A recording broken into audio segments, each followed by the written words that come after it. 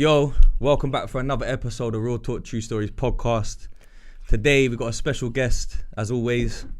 To my left, we got DJ Ironik. Yeah, Come on. Hear what? Hear what? What? Is it still DJ Ironik? Yeah. Because on Apple Music it's just Ironik. Yeah, as like obviously when I'm an artist, it's just ironic, but everyday life is probably more just DJ Ironic. So you a real DJ? What, bro? Of course. I thought you knew your history, Nah, bro. I know you know your history. I do. Nah, real. But for real though, Do you know what it is? Did you No, DJing was my first ever love. That's exactly what I started doing at 13, bro. Like that's what I fell in love with. Yeah, that's what I started out with. But obviously, I went into producing after that, and then become an artist, and then everyone forgot about the DJ thing. Nah, I'm winding you up, man. I know about Twice as Nice. So you know what's going. You know what's going. To my right, we got the co-host of all co-hosts, Mr. What's Poppin'.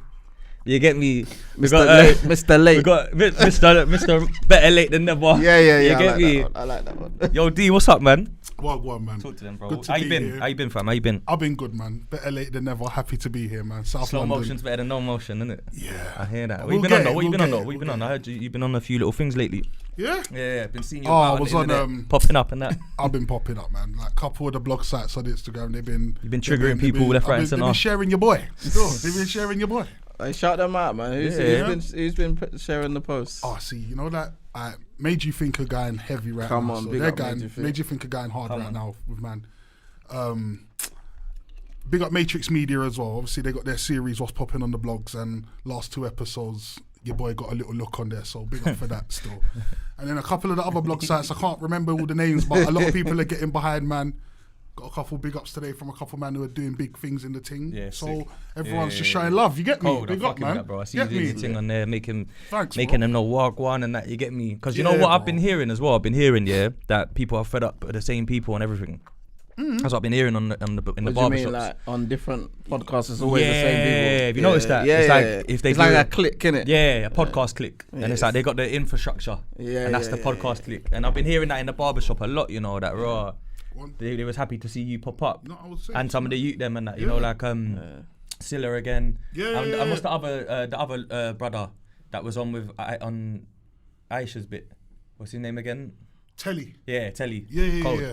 So a couple new faces in the mix and that, new Trust people, me. you know what I mean? So To be honest with you, big up Billy the Goat as well, my guy, you know. Come on. yeah. Come on. To be honest with you, like I got a message from, and I'm only saying this to say that I understand what you're saying about the podcast and personality community, where if you feel like you're not quite in there yet, you ain't quite cracked it, it can feel like there's a little bit of an insider click thing, and if you're not in the click, then you can't really, you know what I'm saying? You can do, obviously anyone can do their thing, can't tell a man you can't do your thing, but just like with the music thing, there was always that feeling of clicks. But I got a message today from a man who, man would have thought he's definitely in that, and he took time to message man, share man's thing. It's because they're getting ready to bring you into the infrastructure. You're getting into the click. Come we go, fam. Come we go. Ring man, you get me? Trojan horse, cuz. We said you men are ready for the click. Nah, you know. You know what's funny? I was telling Ironik while we was waiting for you, that I started podcasting at the end of 2015. We done like a demo podcast that never came out, but we recorded it, and then we put out the first episode in 2016 with SAS. Non-visual, just audio. We charted on Apple Podcasts, like high. We was like right next to like Ministry of Sound. What's that? Not Twice as Nice. There's another one that's similar to it that used to do CDs and tape packs. They got a podcast. Creamfields or them remember ones, them kind of ones there. They had, so man was in the mix with them. That's mad early. Yeah, the only people that was about was Drink Champs, Rap Radar, but they're American obviously, and they obviously they influence people naturally because of the platform. Joe Budden was big. Budden was big, and Chucky was active over here. Yeah, but so even all that, even to go back as far as like when I done the Murder Mook episode, we got Murder Mook to do Marg's pen game challenge, and we bring Margs to the studio to chill in the background of the pod, and now fast forward, he's killing the podcast game with Loons. Killing it, yeah. Do you get it? So it's all come to life. Full circle. So man was there in the early doors anyway, so we're already in the circle B. It's all about timing, bro. You get Everything's me? timing. Yeah. Come on. Come on. That's cold. So yeah, man. We got DJ Ironik, special guest. Obviously, you had to kick it off with a little, just to make sure you're the real DJ. Just to make sure, just a double check. Just a double check. What, just to prove? Just to prove. 5 minutes to show it. And listen, give a quick YouTube mix. 5 minutes. 5 minutes is all I need. 5 minutes is all I need. Couple of extra might be recruited. They got a little slot they need to fill. That man's blocked you next year, be like, brother, shots fired. No, I'm actually in talks. He's too young for that slot. I'm actually in What's he in talks? No, I'm in talks, not with Couple Extra, but we're in talks with a station about doing something. Say nothing. Yeah. Listen, and I'll say, going on to the DJ thing, I'm probably one of the best DJs in the UK. Jesus Christ, 100%. bro. That's a mad statement. No, ask all your favorite DJs. Huh? But that's why I said one of, because after EZ, but you know what it is? We're different type of DJs. EZ is a very technical DJ, and I respect him highly. I grew up on him. He's like my older brother, like he's an idol, bro. Godfather. Yeah, he's the godfather of that scene. But 100. After that, like Scotty B and a couple other DJs that I respect. You know what I'm saying? And then I'm there. So what's the thing with Twice as Nice then? I've seen it on past interviews, but I'll tell you what, I'm a man that you remember that era, innit? I was part of it almost, like, you know, like man was a young guy that started DJing first. I was a DJ. That's cold. I was a DJ, Garage bro. Thing. Garage hip hop. I've got relatives in America. I've always been out there, as everyone knows. But I love rap. And I had a good ear for rap. So when in my ends, I discovered 50 Cent. Cold. Like I found a record, a bootleg like import, and went back to the ends and was telling man, yo, this guy's hard, right? 50 Cent. And they're like, who the fuck is that? No one knew what he looked like yet or nothing. This is like before Get Rich or Die Trying, way before. Like Stretch Armstrong mixtapes and that. Okay. So obviously, I've always had a knack for discovering music and an ear for like that's hot. That's gonna. So I was not a good DJ. I'm just gonna put this out there, okay? Right? I was not. I say this, fam. Now that's what you think. No, I was. We've got to see some evidence of that. I'm just letting you tell you. I'm letting you tell your tale. But I was bad though. But you know what my thing was, bro? My thing was selecting. Like, you know, but that's a big part of being a DJ. It is, but I couldn't mix very well though. Yeah, mixing's obviously probably the most important part. The most important part, yeah. But selecting. So you are good at that part. Selecting is very important because if you're a club DJ, especially, you need to know what the set it off. Yeah, you need to know what the crowd's gonna want. Bro, I've seen DJs in clubs that they don't even look at the crowd. They're just selecting what they want to hear. What they want to hear. And that's not what you do as a club DJ. And the dance was empty. And they're just still vibing. I'm just like, what are you doing? Like, nah, that's real though. Being a selector is one of the most important parts of being a DJ. You know what I'm saying? I see that more often than I see the DJs that actually kill it and keep the vibe going. Yeah, you know what? You're right still. Yeah. So I was alright then. Man was good though, but you know what it is though? Man didn't have nobody guiding man into the DJ world. So my dad was a DJ. See, you're lucky, bro. Man didn't know the difference between belt drive, direct drive. Oh, bro, I started with belts. Man saw Newmarks and that. No, bro. They're both Newmark. They're both decks. But they both play records. One's 2 bills, one's 4 bills. Yeah, you're always gonna go for the 2 bills, blood. I spent 2 bills on records, blood. I spent 2 bills on my tunes. So I used to steal money from people's blazers at school in the locker rooms in year 7 and 8. Ruthlessness. Fam, to buy records, to go record shopping. Which record shop was your local? My locals was Pure Groove. You're North Boy, innit? In Archway, yeah. You're from Archway? No, but right there, yeah. Just say that. Do you know what, blood? I shouldn't really done that still. But it's a fact. I can't, obviously, disclaimer is year 7, year 8. I was a youth man, you get me? I can't tell him about latter times and stuff. But you see, that in particular, I used to have this fake PE letter. Okay. So I'd skip PE, go into the changing room and just empty out everyone's things. What everyone was doing. Everyone's doing little tent volleyball and that, whatever, netball and that.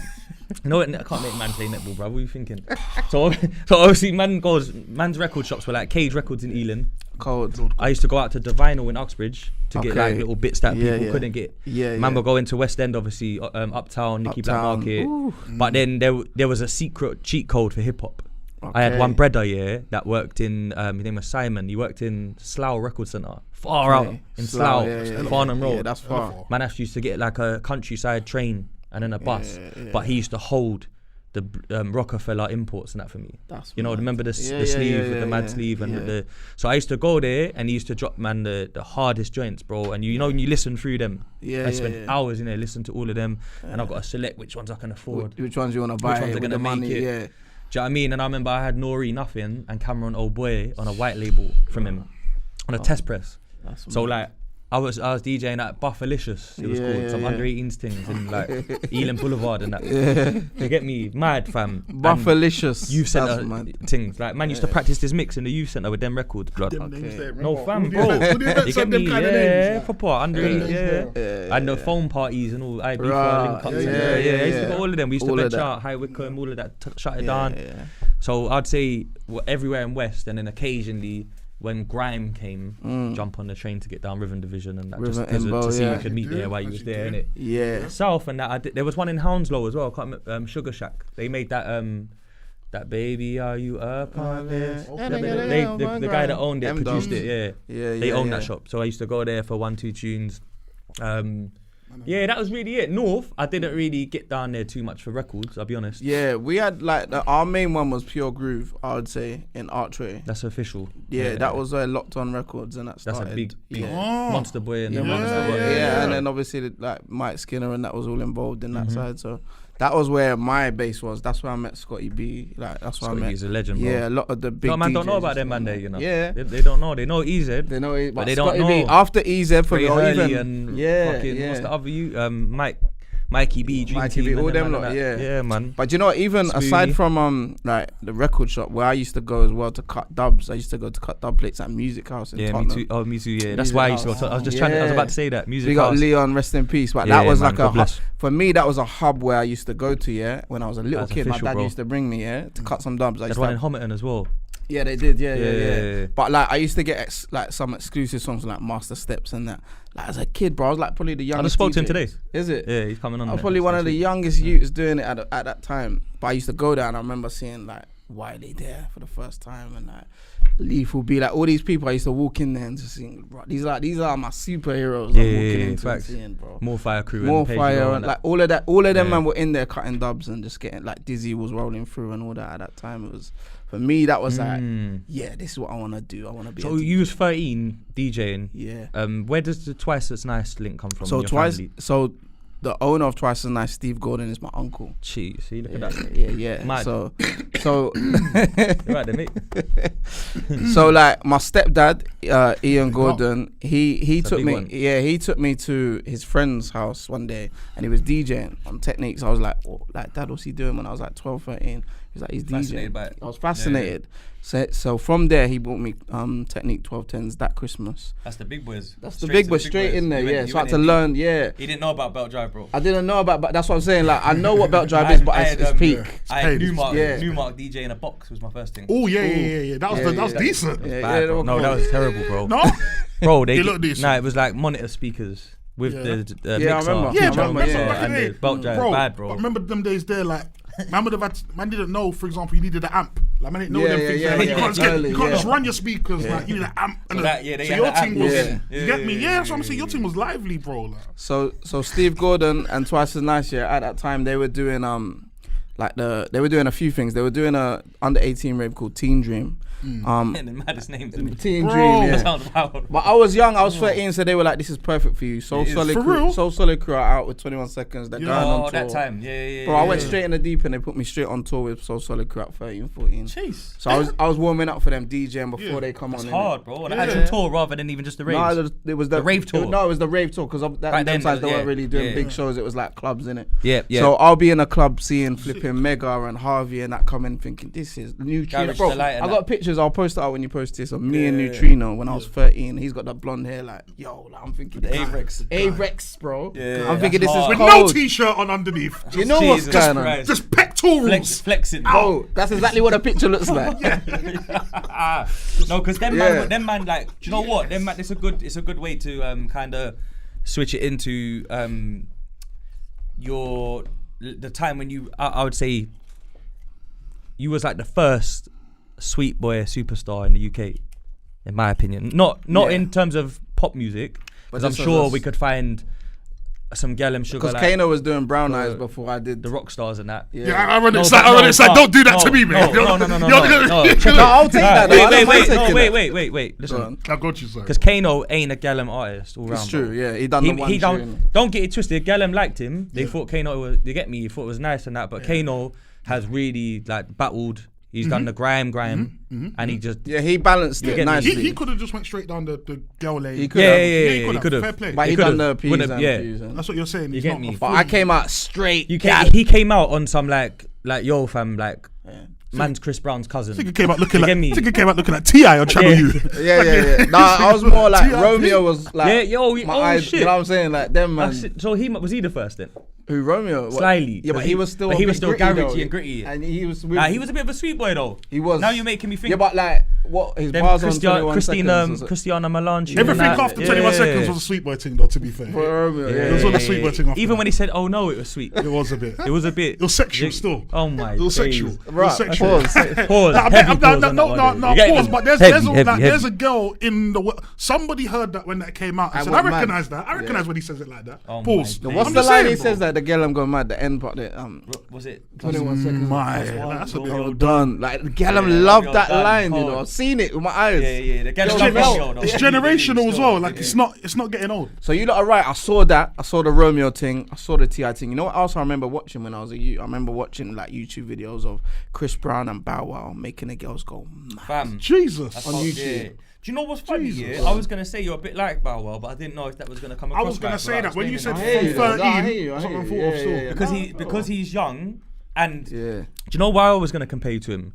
Because I feel like your thing wasn't like I'm gonna come out here like Gets and be super lyrical with bare metaphors and similes. Yeah. Your thing was like I'm gonna tell my story, clean 16, dip in between the sample, and then the gal go mad, panties wet, mad. That's what Bow Wow did, because Bow Wow wasn't technically the greatest rapper, but he was special with those that lane. He knew exactly how to hold you.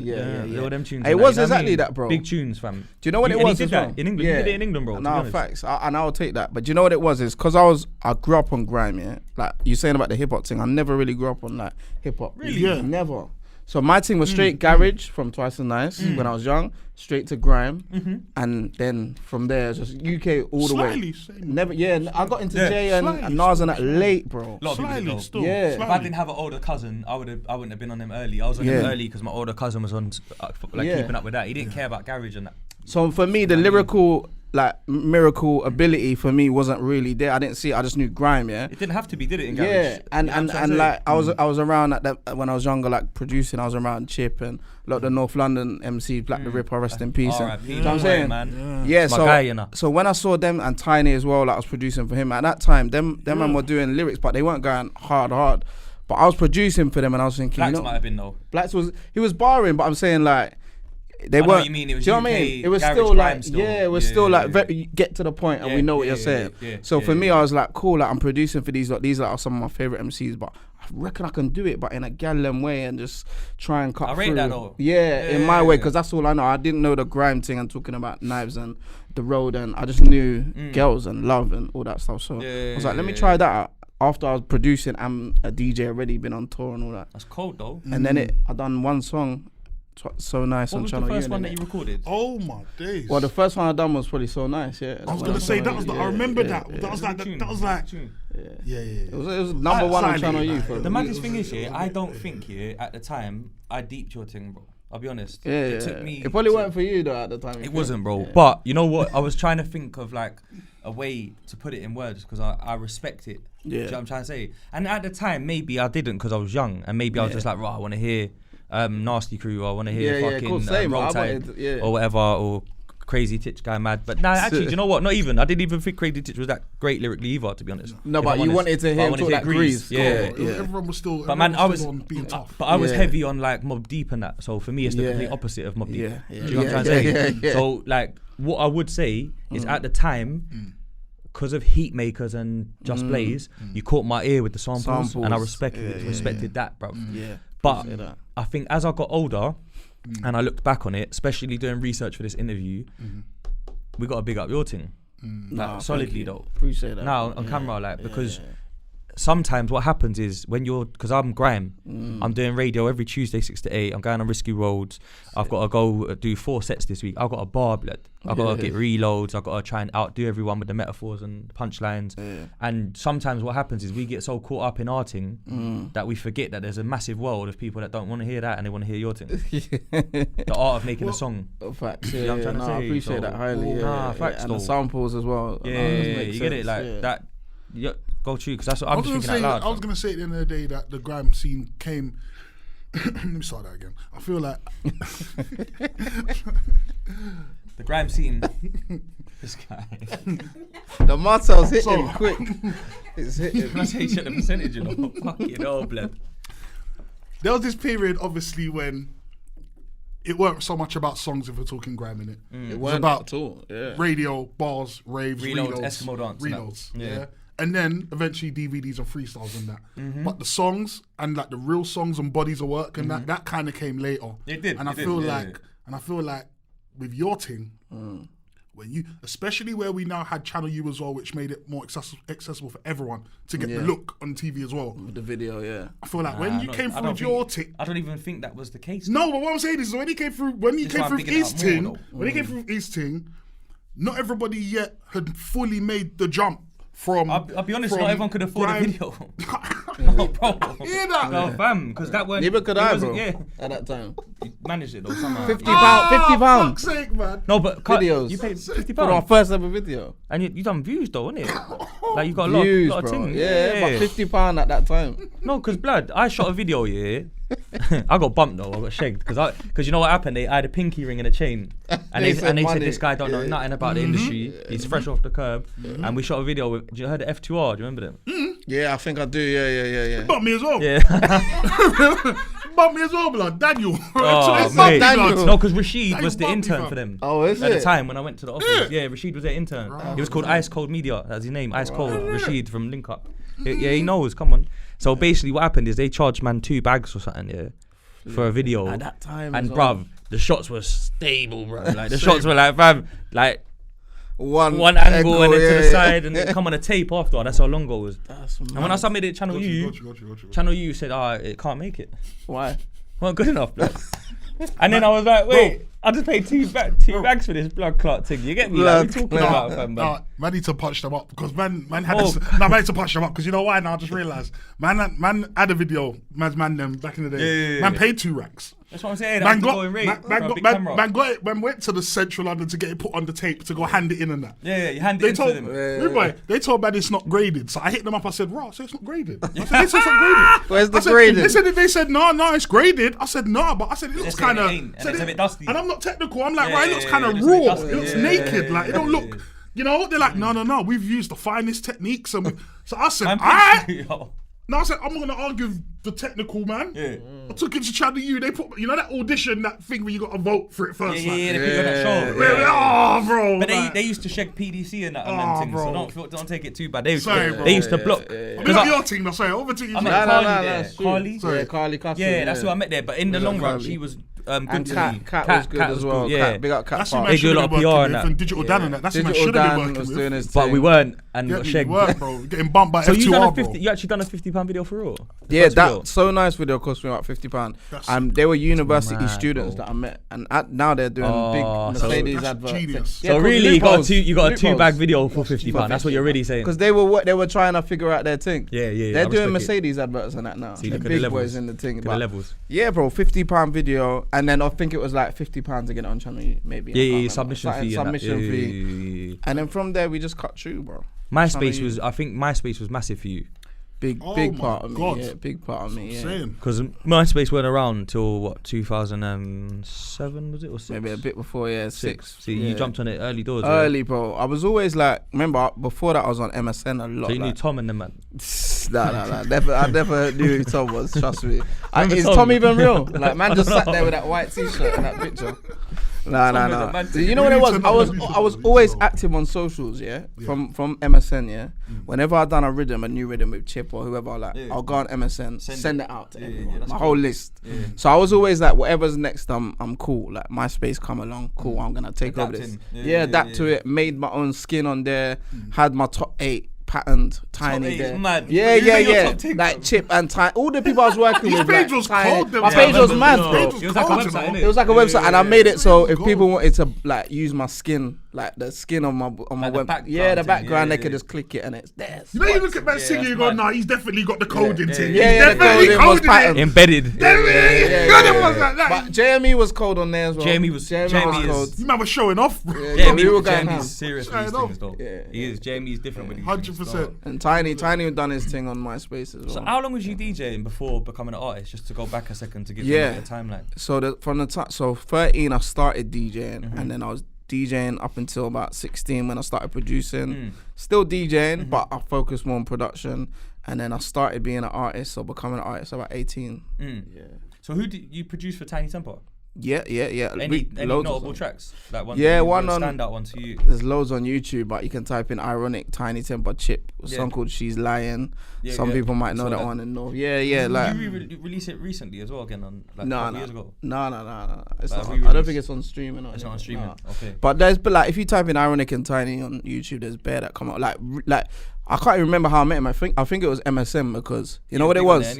Yeah, he was big on MSN, and I was working with a lot of North, man, but I knew that there was talent in South. Like there was, I remember just hearing these names of like, obviously the he was Saskilla. He was fucking with Aftershock as well. Yeah, but this what I'm getting to. Obviously, he was with New Brand Flex a lot. Oh, early. Like him and Sass and Boya were early on. But I knew that, like I joined Aftershock with Terra. Terra brought me into Aftershock. I was getting to that. Yeah, I didn't even know that. Yeah, I was Aftershock, man, as a producer. Man, like Terra, man.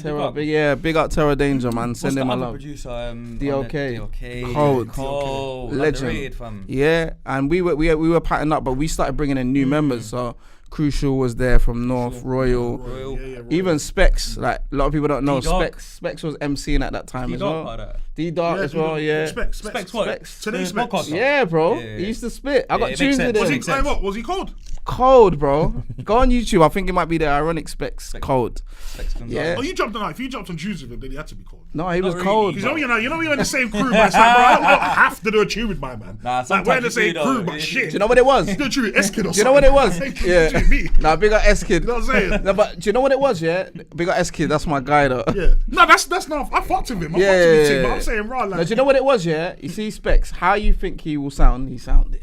You know, like with the jokes and the banter. One of them MCs. Yeah, we had the banter there. Yeah, because Poet used to spit. Yeah. But I done tunes with him as well. Yeah, see, I thought because I produced their tune. I produced that tune they put out. No, Channel U thing. Yeah, Poet and Scribs. That was my production, bro. Give me that one there. Yeah, I hear that. But yeah, and then it's making sense now. It's making sense. That's a whole new gen. You're like part of. You're like a leader of the new gen almost, because you come in. I don't without saying much. It's true still. Yeah, because I'm deep in it now. I'm connected to it still. So then there was no one from South, but I heard about this guy Tinie. I heard about all these other names like Younger Craver and all these like Younger this, and I was thinking, all right, cool. I heard of Tinie on MSN. I said, I hit him up. I said, bro, he needs to come join Aftershock. Like that, we're looking for some new members. You recruited him for them. So then I put the call in. Like everyone started working. Tinie started joining with us, and you know what I'm saying, we were partnering up from there, bro. And then me and Tinie started working. Wifey, we done Wifey. When he put out Wifey, I was his DJ on the road. Who produced Wifey? Flukes, innit? Yeah, Flukes. Big up Flukes. But I feel like that sound a bit of you as well. Yeah, I done a version of it. But everyone did. Did you do one? Nah. What you're saying? You was on the grease. On the grease. Alright. Them times there, I think the friendliest beat man spat on was a low deep. ASB. Low deep. ASB was not for the wives. My crew. This is not for the wives. My crew was called Gully Movements. I remember that. Yeah. I remember. And the members were called Menace, Maniac. I remember. And then we was affiliated with Hot Off the Block, which is like Diamond, Raw Smiles. Yeah. Young One, and everyone was a villain. Young One. Yeah. From from round the corner. Yeah. Okay. There was a couple of Wilds and Young Ones. Yeah. Fuck the wife rhythm. They might have the knife in rhythms. Oh my God. Yeah. You know what it was? I'll be honest. West London used to get looked at like a rich boy ends, but West was never really that. West had like rich people next to the ghetto, so you could be from a dirty block in South Acton and then walk 10 minutes up the road and you're in Ealing and everyone's rich. It's like now though. Yeah, but now everyone from West, you can see them on YouTube beefing each other and that, killing each other off and that, Northwest and West. You got the actual footage. Yeah, now the ops, you can see who's dissing who, rare. So back then, But Northwest was always great. yeah, come on. But Northwest, but this is the thing. We just drove from Kensal Rise to here. It's a 3-minute drive, bro. Yeah. Like Mozart, Kilburn, Ladbroke Grove, even North Acton's next to Harlesden. A lot of people don't know that. Like if you live in Harlesden, some people's nearest train station is North Acton. Facts, yeah. Do you get it? So like Laylo FM, Laylo Ladbroke Grove, 106.9, big up Ice and Little Man and them man. Yeah. Them man there, the radio, I'm gonna tell you right now, the radio setup was on a car garage under the A40 flyover next to the Irish Traveller site. Jeez. With a guard dog that was bred between like a wolf and a Rottweiler. So you see, like when you used to go there, the dog was called Zach. Blood. The dog, you had to pay to get your sub. Westman know in the comments they'll know. You see this, you had to pay your £5 to get on radio. Otherwise they just let the dog on you. That was the thing, you get it. Yeah. But in that radio thing there weren't no time for wifey rhythm. This is the point I'm getting to you from. This radio station was when you come there, Iceman from Younger SOK is gonna try and pull up on your set and try and bully his way on your set. Younger SOK, I like, remember them, man. My boy J Money, free up J Money and that, like whatever. Certain man are coming through and it clash. Straight. Then the clash gets out of hand. Man want to talk outside and that. Yeah. Laylo was like that. Even like Scuffer from Church Road, from like ICB and all them youths and that ICT. SKU, we used to run up on people's radio sets together, meet at Latimer Station, run up on sets and just send for man. Like, you get me? That was what West was on. You see, like that for me is the essence though, like of grime, man. I miss that. I know there's a lot of talk online now about grime is dead and that, but I do miss that element of like. I think it's dead though. But Do you think? Do I think it's dead? I will never say grime is dead, bro. I don't think it can die, honestly. Like. I feel like grime is in us, and it's in all of us. I started to like grime again since I've been podcasting, you know. It's triggered me to go back and listen to. Have you been doing the same thing? Triggered you to go back and listen to the old grime stuff you know and love? Yeah. Of course or are you saying that 2022? Good question, bro. But I know a lot of new grime artists that are killing it, though. I know a lot of new grime artists that are doing their thing. Obviously, big up SBK, like Younger, he's doing his thing at the moment. I worked with him a few times. Obviously, big up Kid. They're all the usual, like Reese West, like they're doing their thing, bro. There's a lot of new grime that's coming out. Any of them, bro. I can't even lie. I've never heard of any of them. Bro. But remember, I heard of Cadell as Wiley, brother. Yeah, that's what I've heard of him. Yeah. You see yesterday, yeah. Because I've been seeing quickly, that. bro. Go on. Yesterday, when I was on Instagram, yeah, and Wiley went live, yeah. I hope you remember what you was gonna say, bro. It was going to say Wiley went live, yeah. So I've clicked on it now because you thought, right, you never know what you're gonna get in it. Like, Yeah, of course. Yeah, Legend. like Go. if he's about to Go. do the mad thing, I want to see it first. Innit? Like, I don't want to have to wait for the blog page. Big go. So I've locked in now. I'm like, yeah, a bit of Wiley tonight. Pause, like pause. and then Fucking pause. Let's go heavy with a pause. Wiley tonight. That's bad. So it's open now. So the line is now quickly. But he was at the Igloo. So he's live. Is that what it's called? It's the Igloo, isn't it? No, it's called the Igloo. Nah, it's called the Igloo, man. What's going on? That's his studio, isn't it? Yeah. Nah, but that's funny though. That's funny. That's alright. So he's in the. Alright, so it's opened up. That's a real He's escort, gone you know. live. I've clicked on it. It's the Igloo. Yeah. Yeah. Snazzy lighting and that.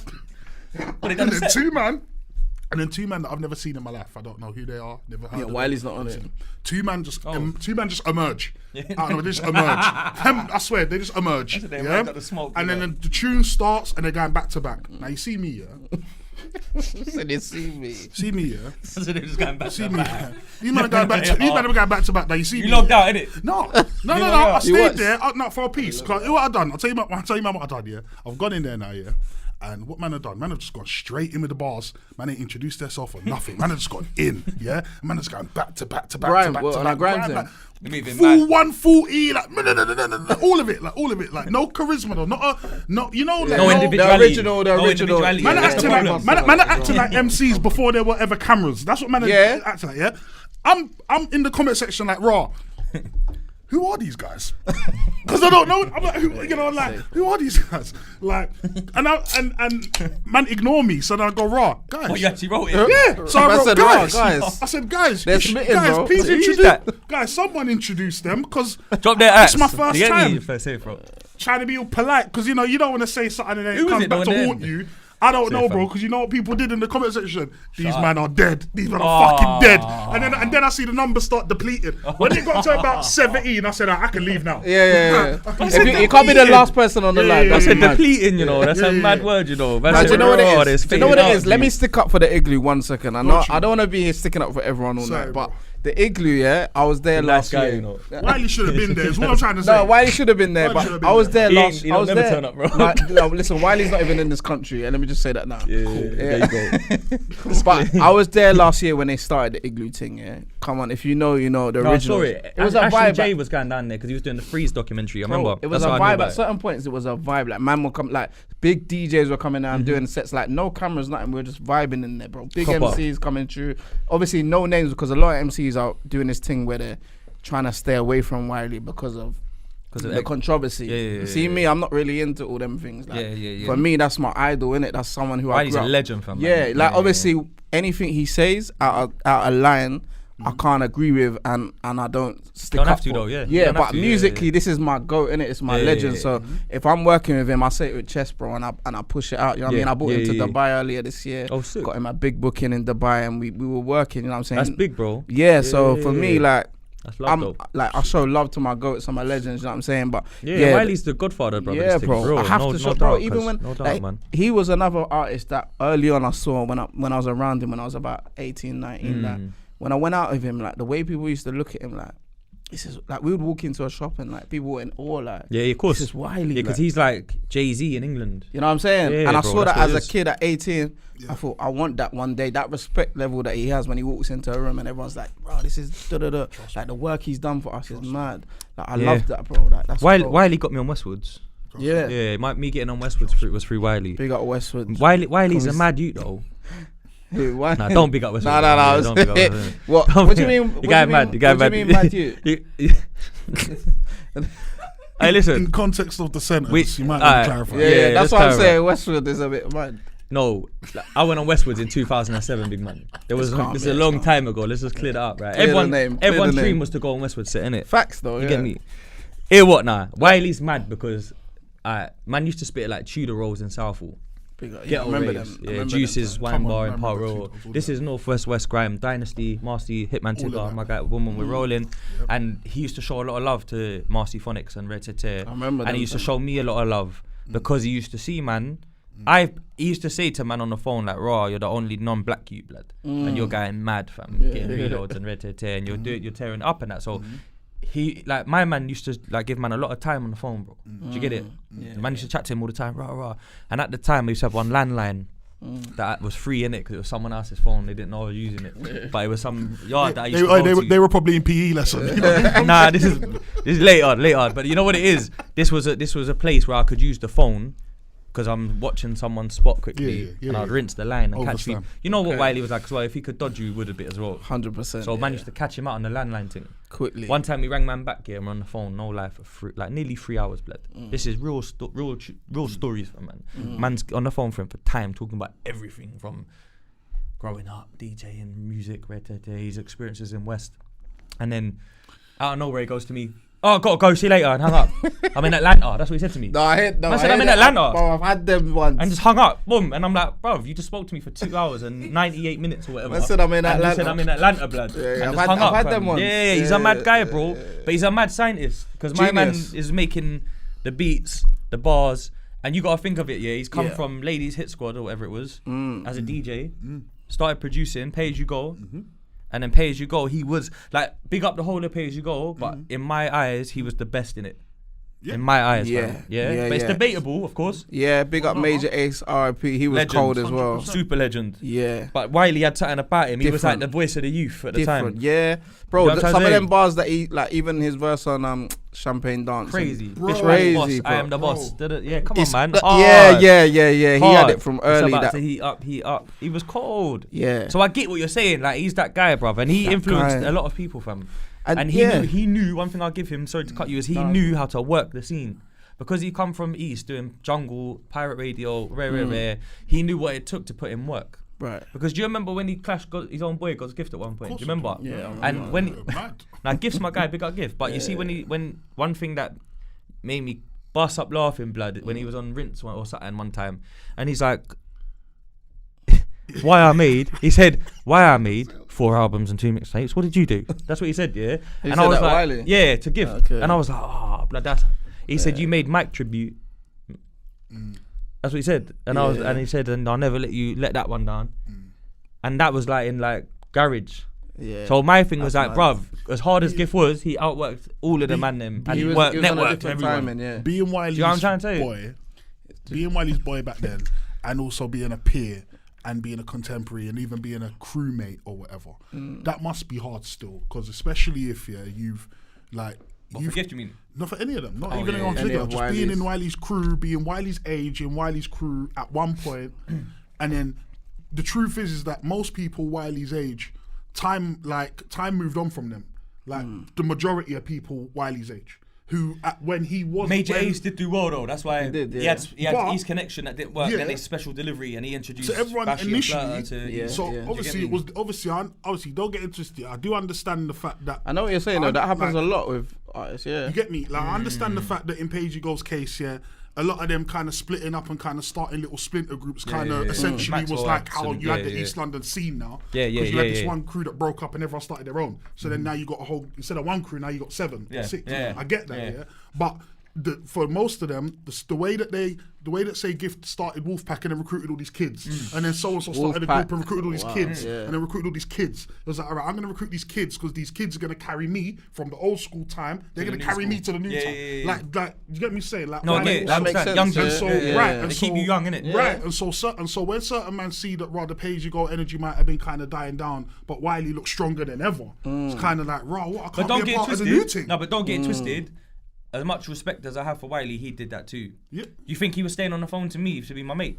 Yeah. It's because he was keep himself around with a. He was touching him with the youths too, but differently. See, the same with Pause. Ice Kid. Look, he was around Ice Kid and Chip, but criminal early. Like exactly what you're saying. Wiley knows what he's doing with that. 100% when it comes to that, bro. And he was patterned in every end, bro. Every end. He could go everywhere. Anywhere. You think Wiley stole Ice Kid off Style OG? Well, I didn't even know about that. What Ice Kid was with Style OG? What's that story? Ice Kid was on Style OG's first tune. If you remember, Style OG had the first tune called My You on Channel U. What was Ice Kid on that? Hell yeah. Nah, but bro, you can't say that's that. That's why, man. Bro, that's what man doing from. Yeah, but it don't. Yeah, but I didn't even know that. I refuse. Cause if a man said, "Boom, I put this shoot on my tune because it's cold," I don't own him. No, but man, I don't own him. But Wiley might have seen him from that. Yeah, but he's got to find him some way. Yeah. Come on, we gotta be real. I thought when I look back on that video, I feel like Style OG was kind of doing the big homie thing, like, Rod, here's my boy, Ice Kid, and my other boy, my man. Who was the other you on it again? Bro, my man, sick man, and Ice Kid. And I thought he was kind of doing the big homie thing, bro. But most people who just I didn't know that it was off that tune was the look. I don't remember Ice Kid on Ice Kid on Colton. Yeah, it was like toxic like Solvers. Yeah, I remember it still. And you know what's mad? I think as well, Wiley liked Ice Kid so much. And when he took Chip and Ice Kid to Westwood, this is a good way to speak to you about Chip actually, because you just come off tour with him right now, So boom, when he took them Westwood and they done that set, the city was saying Ice Kid's next. Ice Kid's next up. It was Ice Kid's the guy. That was a lot of the talk. He was the hardest. That's what people were saying, right? But then what happened is Chip worked and that you didn't. And when I say worked, I don't mean it just worked. I mean they put in work. Chip was working like a big signed artist, like an adult, as a kid. From early. And bruv, I heard Wiley say that out of his own mouth. Chip did what he was supposed to do, and that's why he went where he went, and my man went where he went. Chip, I think Chip, he came across like he was maybe a harder worker, and it maybe definitely not maybe. Maybe harder worker, but he also not maybe in that one, bro. Yeah, harder worker, but also more focused. He had more focus. At the end of the day, man, like people know that like, Ice Kid was. At one point, Ice Kid was definitely straddling that line between trying to make it in music and still trying to kind of be still holding up my name elsewhere and doing other things. But Chip was doing the same because Chip was still going to school and still you know what I mean, and holding up bars everywhere. You know, maybe then Ice Kid needed a bath instead of a Wiley. Then maybe that then. Nah, but some people you can't do nothing in for the them. end. You can. It's like you can take the horse to the water, but you can't make it drink it, bro. True. So you can't. Some people like I know, fam. I've been through this. I had a crew of 20 members, and every Tuesday when we go radio, there's 4 of us. Yeah. Yeah, you can't make, man. They'll tell you on the phone at 6. Yeah, I'll be there at 8, blood. Bro, They didn't turn up at 8. listen, the amount, even now up until now, yeah. How did the you amount meet of talent, the amount of talent I meet, but they don't want to put in the work, and I see them just stop doing music, and they're the most talented people on earth. They fade away. So the Ice Kid thing don't even confuse me, because sometimes hard work beats talent. Do you know what I'm saying? time. All the time. Yeah, all the If time. man are Not just putting, sometimes. and if you're talented as well, then you're just gone in it. The talent is like a God-given gift, right? Yeah. But if you've got a God-given gift and you have absolutely no discipline or work rate, you don't really deserve to blow anyway. First off, because it's like a short-lived thing. I'm working on it, fam. He's like, you're throwing shots at me. I'm working on it, fam. Nah, do you know what the chip thing? No, wait, let me finish. Go on. But if you've got a little piece of talent, and when I say a little piece, let's be honest, right? Rapping ain't playing the guitar or piano, bro. Let's be honest, right? And I know it sounds mad because man spits, but if you've got like a half decent tone, bit of confidence, and you've got a story to tell, or your brethren's got a story to tell, and they feed you a story to tell, whatever it may be, and you've got a good engineer, you can make a decent tune. There's man that are super rolled that have jumped in the studio and become people with millions of views. Yeah. And that can happen, right? So if you've got a little something about you and then you're prepared to put in the work, your success story may be way bigger. Like, look at Lloyd Banks. 50's always moaning that he's called Lazy Lloyd, bro. This guy's the sickest lyricist in G Unit. But when you think of like where's he at now, like he's not about, bro. Dropped to something recently, so respect. But in terms of like where 50 is, he should be 100%, 50's bro. a workhorse, bro. Like and you can see it with most artists, man. Like some of the artists that have got to where they got to now, that we know of, but they don't put in the work. You can see their decline, like you know what I'm saying, because you can tell that they're not being as consistent. They're putting out one song a year. I'm thinking like, what's going on? Like, you know what I'm saying? From it. Yeah, but then it confused me because then you got artists like Kendrick Lamar that comes out every 5 years. What do you think of that though? I don't know. Like, he has to be someone sort of like different to be able to do that. I'm not sure if I rate it anymore. I don't really listen to Kendrick like that, but I'm saying like. You don't rate Kendrick? No, I rate Kendrick. The rate of his releases? But the 5 year But gap the 5 is year mad. thing has lost me a bit.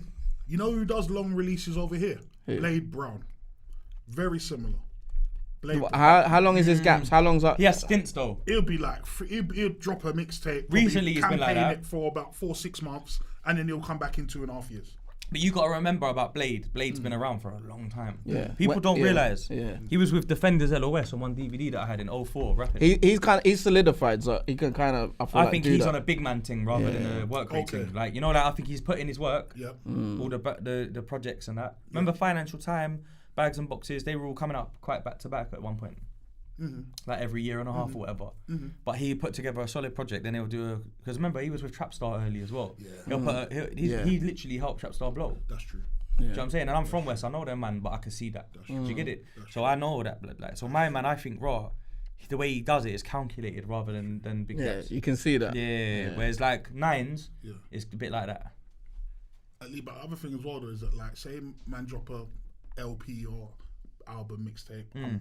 I'm not so sure at this point what's what, but yeah. No, it's not really an album anymore ever, unless you're signed or It's a body of work now. Man might drop a project and disappear for 2.5 years, but musically disappeared. But in them 2.5 years, man opened up a weed cafe in Barcelona. So he's doing things. Yeah. Kendrick Lamar goes off radar. He goes off radar. There's no post. Like no post, no internet, nothing. That's mad for me, bro. I can't lie. You know what? Yeah, I was because his album come out Friday, just gone. Yeah. And I listened to it today. I just come back I'm hungover still from last night. I've come back from Bournemouth partying, mad bottles, and fam, I listened to that album twice because of traffic, back to back, thinking in case it comes up today. And I like it.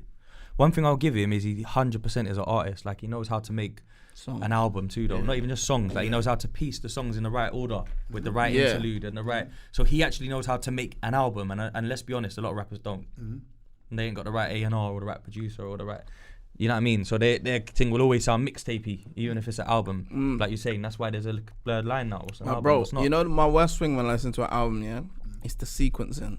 Like if man don't know how to put together an album, it jars me so much. I don't know why. Maybe it's me as a DJ, but like when I listen to an album and I hear a rap tune, then a garage tune, then a drum and bass tune, then back to rap. I'm like, brother, like It's all over the gaff. Yeah. Give them the game, fam. I'm saying like album format? I'm saying sequence it in a way where it's like you're bringing me on a journey, yeah.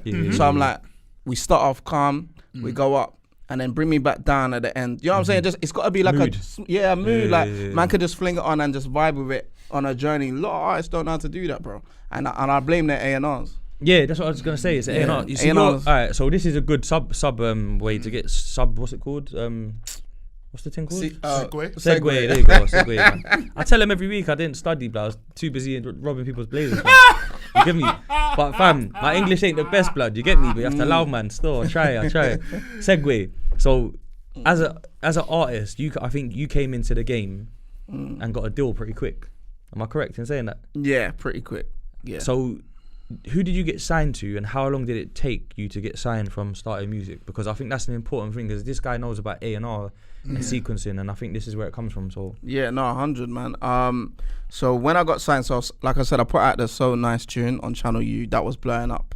It's like #1 for like 18 weeks on Channel U. Talk about it. Yo. You know what I'm saying? I got a That's fling 18 weeks. No, 18 weeks. You know when you get the little light one. So from there, I was like, all right, things are moving. Like people are feeling this tune, but I never thought anything will get bigger than that. You know what I'm saying? Remember, I come from just being a DJ and a producer. I never thought man can get, and there weren't no like man can be top of the charts, or there weren't a thing like that or signed to a label. Yeah, it was a weird time, innit? It was a weird time. Like that weren't our goals, innit? Our goals was to be on Channel U, maybe be on like played on radio once. But So Solid had been out though, and you'd seen them on tour, so I think subconsciously you saw it though. Yeah, without but even knowing. Yeah, you're right. You are right, but I don't even think there was enough proof for me to think that. Yeah, it was just like that was a one-off. You was young as well, bro. Yeah, and I was a bit more younger when Soul Solid come out. So when I dropped, I was like, cool, this is going off on Channel U. So I was like, Mum, I need to do a next one, because my mum was managing me at the time. Swear, that's hard. Big up Mumsy. Yeah, big up Mumsy. Nah, she was managing. Sick. And then Best manager. come on, yeah, family. And then I made Stay With Me in my bedroom as well. Like literally, that was my second song after So Nice. Yeah. Follow up. Guy. So then I done that, and I was formula, thinking, And then but I didn't know at the time. Channel U froze, fam. Yeah. Bro, yeah. And then we I sent that to Channel U. And that was like, that went mad on Channel. Everyone requesting it every day. Like, yo, Everyone requesting it. Yeah. Everyone. But that wasn't it. Like, that was a start. And then one night. 2 videos, isn't it? Yeah, but we put out the first one, which was, I shot that. You shot that. £100, like I'm saying. We went from 50 to £100. Hey, of the budget. £100, bro. Up In the cemetery, yeah. I thought you was in a forest. Nah. No, There's trees in it, but a cemetery. that was there was a cemetery, and then there was a shot in the park near my mum's house, literally up the road. And then that's real organic right there. bro, everything, like my sister, little sisters in it, like all my family, friends. Dope. And then People don't know these things, you know. Yeah, people don't know. People feel like, oh man, must have had the budget. Man, We didn't have nothing at that point, people, bro. and people feel like, oh, I can't do it because I ain't got the budget. I didn't have nothing. I didn't have no peas. Like, I was young. Yeah. My mum come from nothing. Like my mum's from like, you know what I'm saying. She comes from like council flats and like she didn't have much, bro. Like she was, you know what I'm saying. And then The family had the musical. we had the musical, You had but the that bug. was we had the Twice You as know what nice to do. thing. Yeah, It's all making sense. it makes sense. Yeah. And then we got a call about 2 weeks after we put out Stay With Me on Channel U.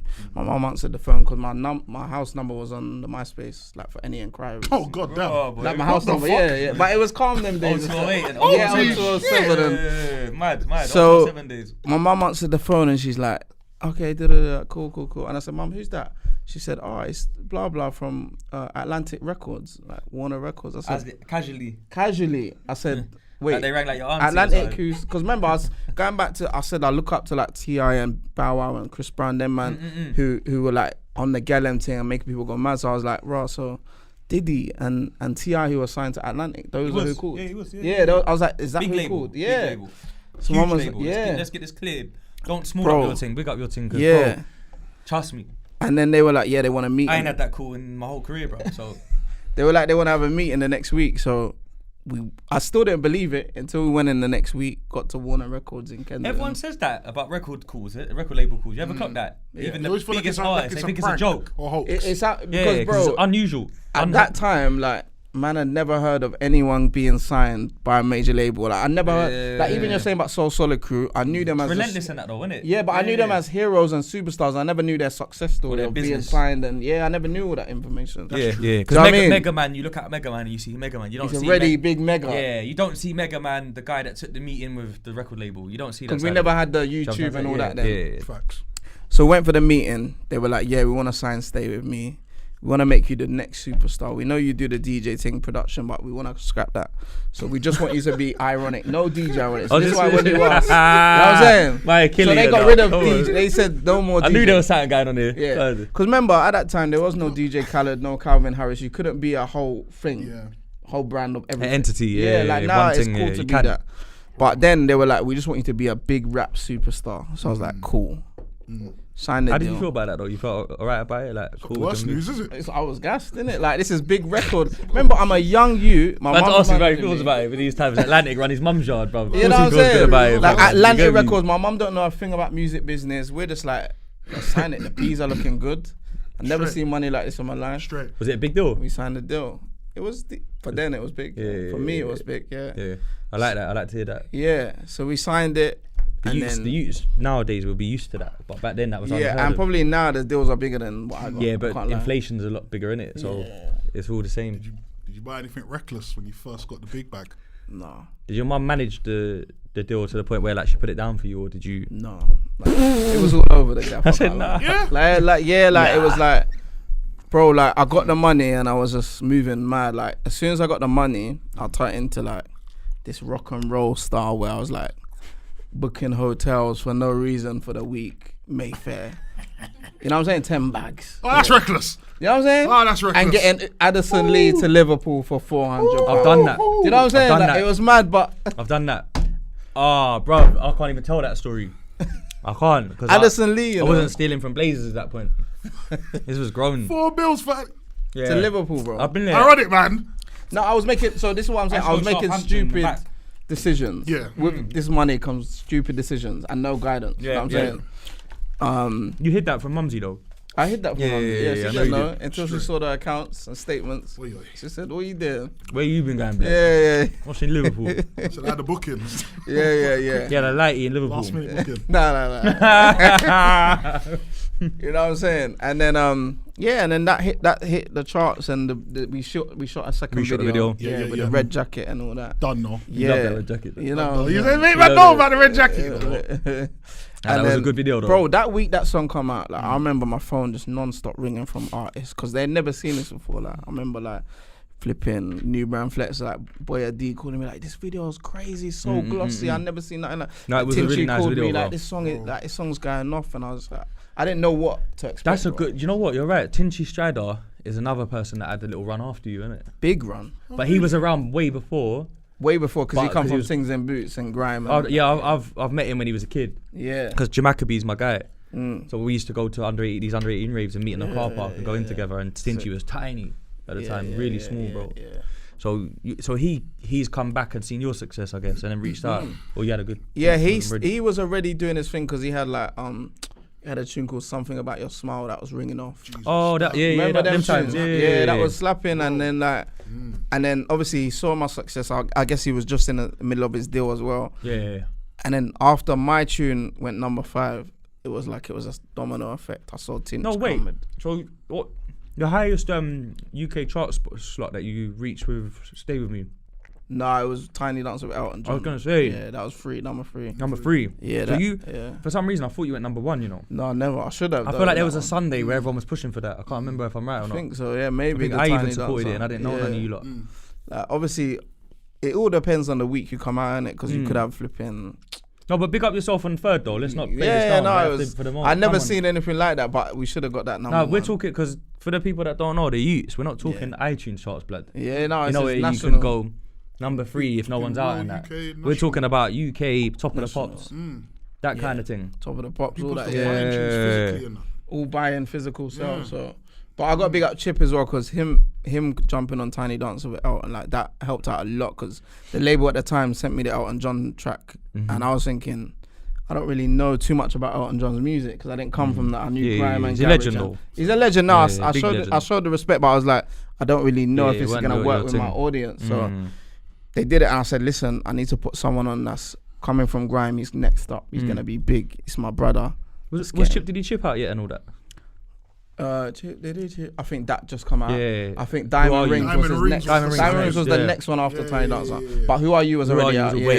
But he was already like building buzz on the. He was going crazy on the streets. And me and Chip have been working since he was in his bag right then. He was like 15, 16. So we had a good relationship. Yeah. Them ones. Yeah. That was my brother. So I was like, let's put him on.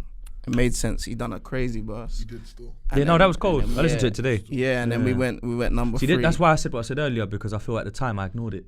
I feel like I supported it for the scene, and then ignored it and went back to listen to Styles P. Yeah, I think that's what I've done. No, but bro, I'm being honest and being transparent with you. Yeah. And then today, when I listened to it, I was like, you know what? I'm a cunt for that, because as a big man, I'm listening to your music and I'm thinking, bro, you was ahead of your time, because and the funny thing is, the more you talk about not being into rap and grime, I see you as someone that didn't come from grime. Yeah, a lot of people do. Yeah, I see you as someone that done your own thing and was rapping kind of. Yeah. But if you hear my beats as a producer, you can hear the grime element. Now the aftershock thing makes sense. Yeah, as well, but as an artist, I definitely went left. Yeah, which I respect that was looking back. Yeah, that was all like smart move, bro. Yeah, that was all like intentional, because I was like, if everyone's doing that, I need to go that way and see what's gonna happen. Do you know what I mean? And Tiny was a big influence in that as well. Oh, What do you want to ask? No, I'm not even gonna ask you that. I'm gonna tell you something and see if you remember it. Yeah. So obviously, I know who you are because you've had success, and we can't ignore someone going number 3. We just can't, no matter what, right? Although I didn't go and like listen to your mixtapes as much when I was younger, I know who you are 100%. Yeah. Do you remember when I met you? Yeah, in here. Yeah. Yeah, in the studio. Yeah. In the other room. Yeah. Do you remember the day, or is it just kind of you just remember you met me? I don't remember why I was here. I remember I was here for something. Yeah. But I came in. You was doing a session. Yeah. And I said, well, because I already knew you were. So was it? Yeah. Okay, it's mad. I knew you were. I didn't know that. See, I didn't even know that. Oh, come on, bro. No, but that's crazy, because fam, I'm gonna tell this maddest story, right? This is why I like. Do you know why I like him a lot? Do you know why I like him a lot? He's real. So you was coming into my session to meet Savage Dan for the first time. Yeah. He was my engineer. Yeah, I remember. Yeah. So remember, he's starting to do these podcasts and that, but people don't know that he's an engineer. So he's my musical engineer. Okay, yeah. So you come in to say hello to him, to meet him, and he walked into a session with serious guys in it. He walked into the most ghetto session, bro. Bare man are billing up spliffs on the side, drinking Henny, talking about something that happened on Rare, and we have the door locked when we're in there. And then there's like some Northwest youths and some of my guys from Mayans all in there talking about some madness, yeah. And the door goes, shh, and everyone's like, rah. Yo, nah, because it froze, the room froze. Like, who's that? We had certain people in the room and that. And then Ironik comes through the door. And we're like, fucking hell, I think I know this geezer. You know what I mean? But I don't know him, but you feel like you know him because of Channel U. Yeah. So I'm like, rah, you alright, yeah? And then he's like, yeah, you're right, guys. And he was the most friendliest dude I've ever met in my life. Yeah, you come in, and you shook every man's hand, even the killers. Yeah. You get me? Like, he shake, no, fam. Like, fam, the realest guys. That's it, fam. And he went, you're right, you good, yeah? Boom, boom, boom. Fam. And everyone was like, oh, well gone, my guy, you good, boom, boom, boom. Yeah. Then he met Dan, like, yeah, nice to meet you, rare. And then he cut, like, you man, have a good session, rare. And then I was thinking, this geezer don't even know what he just walked into, but he's so real to who he is. It's hard to hate. No, bro. Everyone was like, he's alright, isn't he? After like, you get it, like, boom, boom, boom. Do you know what it is though, bro? And I rated that though. I don't remember that, but I remember it because I remember thinking, fucking hell, blood, this is mad. He don't even know what he wants. Yeah, bro. There was a couple man in there that are a bit mad still. But bro, do you know what it is? Yeah, like I'm street smart as well. Yeah, just to put it out there, like my family as well are some serious people. So I do know about the streets. Yeah, I didn't know who I walked into that room, but I do know when I walk into a room, like no matter who's in there, we're all humans for one. Yeah, facts. And for two, love that. Yeah, and for two, like I need to walk in there with good energy and respect any room I walk in. Do you know what I'm saying? Facts. So if you're certified, I'm gonna make sure I go over to you, say, well, go on, bro, respect. No, but you did show fully. My respect. Because I have to, bro, and if man rated that. Yeah, if you give respect, I believe you'll get that back. Do you know what I mean? And I try and do that. Even, bro, if I've been in the maddest rooms where I felt like I'm gonna die tonight.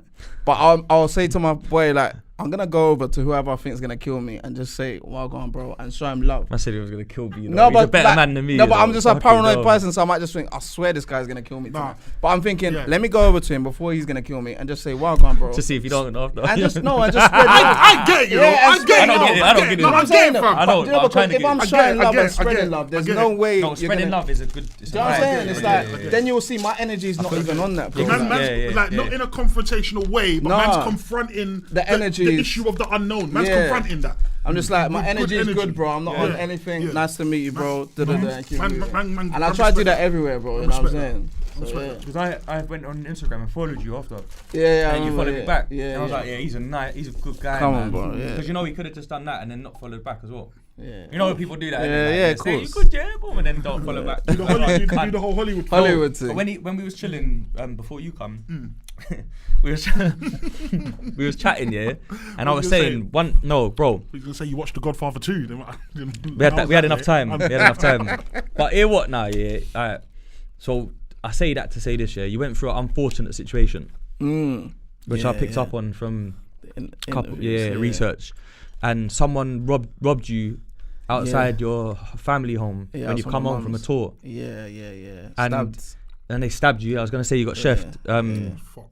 And you don't deserve that, my guy.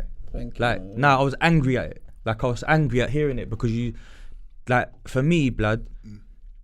Before you get into the situation and whatnot, for me, you have never, ever in my life heard you talk about a gun in a tune, talk about a robbery in a song, talk about a shank in a song. You know, I know man, fam, that have talked about burners and because it sounds good in the lyrics, and then when they clash someone come with the ting because they thought you're a gunman, and you're not a gunman, bro. You're a fake. You get it? So when a man says I like girls and I'm gonna make tunes about girls, I'll rate that, bro, because that's your energy you're putting out there is pure as well. It's like you're not trying to be a bad youth, you're not trying to be a bad boy, you're not trying to impress people, you're just doing it for the ladies and that, Facts, So for me, I was angry at that. I felt like whoever did that's a full cunt, bro. Like, you know what I'm trying to say? No, facts, bro. And like, what happened, bro? Because obviously I've heard the little pieces, isn't it? No, it was just an unfortunate situation, bro. Like, it was a setup that happened outside my mum's house, and it just hate, bro. Yeah, I think it does go down to hate, but it was like a thing we spoke about earlier, like people taking advantage of the kindness. And that's a thing as well. Like, sometimes people might see that I'm a really nice person and then take advantage of that. They might see a couple of jewels and that and be like, alright, cool, he's easy target. And that's a big thing as well, bro. But the amount, it's a real thing too. It's a real thing, But the amount of calls that I got the day after when I was in hospital saying exactly the same thing from big artists in the UK, like big, like real, like roadman as well, saying, yo, you didn't deserve that, bro. You never give out that kind of energy. So I was confused by who would do that to you. You know what I mean? So only a scumbag could do that, bro. That's the truth at that point. Yeah, man. So like a real hater, you know. No, facts, bro. It was an unfortunate situation that happened, and So did they try to take your things, and because you weren't running it, they poked you? Is that what happened? Yeah. But obviously they were asking for they were asking for my ring. I'm not sure why it was the ring, but putting your socials. No, but this is why I mean it was a setup thing. Someone knew what I was wearing, So they kept asking for the ring, and then I started running obviously away from them because they both had like valleys on. I started running, they started chasing me, and then I just felt a punch like in the back of me, but. It was a stab, but I didn't know until after. Yeah, no one does. Yeah, my brethren went through that store. Yeah, I didn't know. I ran to my neighbour's house, said they're trying to kill me. I don't know who's trying to kill me, because I've always had that in my head. Like I just said, I always like. Is that something that's always been there? Yeah, I just feel like before that or after that. Before that, I was paranoid as well. But even now, it's even worse. Obviously, like PTSD and that. Yeah, of course, you've been through. Yeah, I just sometimes not all the time. That I'm a bit more relaxed now when I'm out, and that I'm a lot less paranoid. And I gotta thank my missus for that. She makes me feel a lot like relaxed and less paranoid. But before that, I was like, like as an artist, you get that paranoia where you think someone's onto you in the club, or you just look around. You get that as a man, to be honest, bro. Even like, away from being an artist. Do you know what I mean? And it's a man thing. It's a mad like feeling, but I had that from early, man, and it happened. So I went to my neighbour's house. I said, they're trying to kill me. She was like, are you alright? I said, I'm fine. And then I looked down and there was just bare blood on the floor. Shit. So I was like, Where did they hit you? Just here, my lower back. Oh so, shit! Yeah, So it's not even like a leg thing or nothing. No, just there, yeah. So they just missed like an artery by a tiny bit. So. Okay, no, like, Could've I'm been saying, mad, man, no too many man has gone from that. So yeah. I was grateful. Yeah, no, I was grateful for that. God bless. Yeah, that it could have been worse than that, bro. So nah, but that's not good, bro. It's not a good look, man. So I understand like why you kind of went quiet a bit after the success, right? So is that play a part in it? 100%, bro. That was in 2010. So after all the hits, like we had 4 top 40s. Which is why it's hate. Yeah. First off, see what I'm saying? Yeah, it's different now. That kind of cut. So Tiny Dance has even been out. Everything been out, yeah. All the hits, and then like I had one of my biggest songs out that year. Falling in Love, but just that's got a lot of views, you know. Today I clocked that. Yeah, that's big. That was like one of my biggest songs, top 40 record. And then that year, boom, just finished a tour, and then I was out of it. I moved out of London. Said I weren't talking to no one for the next year. Yeah, because you didn't know where that came from. That's why, bro. And I was like, if this is what music, I didn't know. I was like, if this is what leads me to that, then I should allow music. Yeah. Do you know what I mean? So I didn't even want to make songs, which is logical and smart. But that's what hate will do, though. Hate is to try and break you down, to stop you. But look at 50 Cent. He used it to fuel him. To keep going, but that takes bravery, a lot of bravery. It does. You know what I'm trying to say? So. And like good mental capacity, because at that time, bro, like I was like, I'd moved all the way out of London. I was in Essex, People will ring my buzzer and that, Ironik to do, but I'll be so paranoid. I'll be thinking, who's that at my door? Like people trying to come kick on my door. You like, man's coming to finish the job and that. And I didn't see no therapist or anything. So for years I was really uncomfortable with life. I didn't trust a lot of people, and it goes down to like my mum and my family. I didn't trust anyone. What, even your mum and that? Bro, I was like obviously my mum's my day one, but in your head, your brain like thinks. Imagine if my mum told this person I was there, and then that person clocked I was there. You went paranoid. I went paranoid. Obviously, my mum would never do that, and that's like that's my best friend. That's mumsy, bro. Yeah, but my brain went mad, bro. And then I get it though. I understand to an extent. You get me where it can take you mentally, bro. So I was out of it, bro. Because the one thing that I've always felt, you know, like everyone talks shank, jaw, nank, and all that. Like for me, I don't look at it like a lot of people do. I think you're trying to take my life if you do that. That's the way I look at it. I don't look at it like, oh, you're trying to poke me in the leg. You are trying to done my dance route, but so we're going to every extent now. You understand me? So I understand why someone could go into that kind of mode from that. Because you've gone into like a survival instinct now. Yeah, facts. You know what I'm trying to say? Like, 100%. And I was like paranoia. That was what it was for me. And my mum was that, she was like on street thing. Like she was like, you're trying to kill my son, so whatever happens next, I'm on to everyone. Like my mum was going mad, like getting phone numbers of house addresses, and she was like, should we take it to the next level? Like real G's are calling up my phone, like, should we do this? I'm like, listen, everyone relax. I don't want to take it to that. Just leave it. Just leave it. Let karma deal with it. I'm happy to be alive, and let's keep it moving. Come on, bro, because that's the rabbit hole there. It's decision making. That is the rabbit hole. The minute man go that way, it's been there still. It carries on, and look what's happening now, bro. It's like you said, it carries on, and look what's happening now. Look how much man we're seeing around us now. Man are getting arrested for shit from 10 years ago, and man would have thought that is ancient history. You know, decision making is like we said in that episode. Decision making is one of the most important things you have to do every day. And it even comes down to like, if you deep it, you see with the road thing and that, a lot of man, they get caught slipping in a barbershop, they get caught slipping when they're linking girls in other ends. Like, I've got friends that have been nanked up going to next blocks to link girls, bro. Do you get it? I've got friends that like their gut told them not to go to a rave and they went and they got caught. You get it? So as a man, one thing I've always been kind of heavily conscious on is keeping myself to myself and staying indoors, fam. Like, you know, my older brethren told me one thing when I was young, and when I was young I didn't get it, but as a man, if you weren't invited, don't go. You get it? Man said, if you didn't get an invite, there's a reason for that, big man. Nothing good. Do you understand me? Inviting yourself from gate crashing still.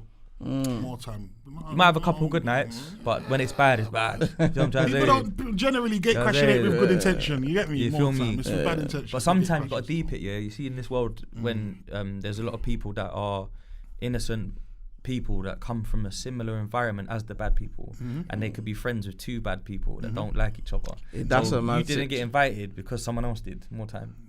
As well. You get it? That's one thing that I clocked growing up. No, that's right. So trust me, blood. And it goes back to like I think just you see like being humble, how we called you a superstar, which you was, bro. You was killing it, fam. Thank you. TV, radio, chart positions, tours. But you are humble, bro. Yeah. Do you know what I'm saying? This is one thing we was talking about off camera, innit? It's like when man met him in the studio, man was cool, but like cool brother, you get me? Did you have a time when you was a bit gassed though? Or? Yeah. That's what I was just gonna say. There was a moment. Because remember, I was thinking like number 3 in the charts might change your mood a little bit. You get me? Go on, bro. I was gonna say, bro, there's a lot of man, I know this because I was one of them, bro. There's a lot of man who saw you pop up on Channel U, 22 videos, 22 Ti. Yeah, Ti, doing up Ti. Yeah, you get me? Doing your thing, Hat though. to the side. Nah, doing your thing, though. Killing it. Doing your thing, killing it. Yeah. But man are not well versed in the business at that time. So man ain't realizing that, you know what, the new videos because he's got a record deal now and because of the deal now. Man don't know none of that. Man just know Channel U. You know he's number 3 now. So what, straight superstar? Or number 5. You know what? Man was like, number 5? I remember a man telling me you was number 5, bro. And I was like, how you gone from the first video that was, no offense, bro, but the £50 video to the number big 5? I said, what, real number 5? Like, real number 5? I couldn't believe it, bro. Yeah. But even up until now, I get the same thing. Like, people put me up as this, like, because it went from that to that. People like, Ironik, you're some superstar, gone, clear. I'm like, brother, I'm still like almost in the ends. I'm still living humble. in the ends and that, Not ends, but I'm like, you're just, like mum's bro. still.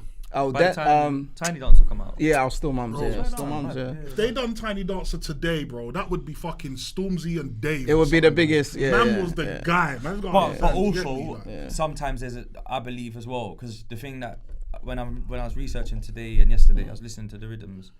And I was thinking, do you know what? Maybe it was his time though. Yeah, it wouldn't work now. Them songs. Yeah, it was that time that worked. And remember, we chose the lane. Yeah. Remember we said Kano had brown eyes, right? And bro, and it made sense us coming out way. Then for Stormzy and Dave to be out now. Do you know what I'm saying? For me and Chip to do that. Then. Bro, we kicked down doors for them man to still be charting now. And so did Tinie Strider come out with commercial records because of that? Do you think? Not because of you, but because of the game. It's been proven now that we can market a brother. I think he was already on that journey. He was already on the journey, yeah. Because him and Dappy were already working around that time, and N-Dubs were creeping up. I forgot N-Dubs. Yeah, they were popping on. Massive. Yeah, they were going up. Yeah, so I can't give that. I can't give them that. I can't take that credit. But what I can say is, man, kicked down that door for that chart. I feel like in the you UK. and N-Dubs kind of worked the Channel U thing to its max. Killed that. Yeah, me N-Dubs, we killed that. Yeah. It's like. No, definitely. It was not almost like, bro, it was literally like a new, I don't know if everyone was brethrens, but it was like I never even knew N-Dubs. But it was like a whole new, almost like a new rap pack, fam. Like there's like a good 6 But that's what they called it in the Sun newspaper. They tried to put a tour together called the rap pack. Me, Chip, Tinie, N-Dubs. That was it. That was what they were trying to do. That would have worked. But it didn't work because there was argument. No, it was arguments over who's going to be headline. There was arguments. Had they hit? Did you want to be? Where were they at them times? Did you want to be? To be fair, I wanted to be headline. Yeah, but this one talk about the diva moment. Who was bigger though? Who was bigger? Slightly. Who was bigger? You N-Dubs. It was the N-Dubs of it. No, man. But at what point though? No, I'm just asking. I'm not saying they are. I don't think N-Dubs had bigger charts. I've never listened to them ever. In that moment, I reckon it was. In that moment, it was my. Let me just say this, yeah. I've read the N-Dubs book. I got it at my house. They got a book. Yeah, they got a book. And then one segment, Dappy said the label kept saying to us, "You need to make music like Ironik and do that." And he said, "We're not trying to be like Ironik, man. Exactly. We're doing our thing. We're trying to do our thing, yeah." So I don't know what that means if the label, but the label had done that to me as well. They said you need to be like Tiny. That's what I'm trying to say though. People like, I think you're littling up the thing, bruv. Like Strider, we give Strider what he's already doing. I know of Strider from Young Blood, so I know he's a great grime MC. I know he was affiliated with Roll Deep, then done the Rough Squad thing, and I know he had good mixtapes out, right? Yeah, cool. But when he switched to commercial music, remember, this is England, bruv. There's only a certain amount of man that can come to you per year or per quarter at that time. And also, you can't be intimidating.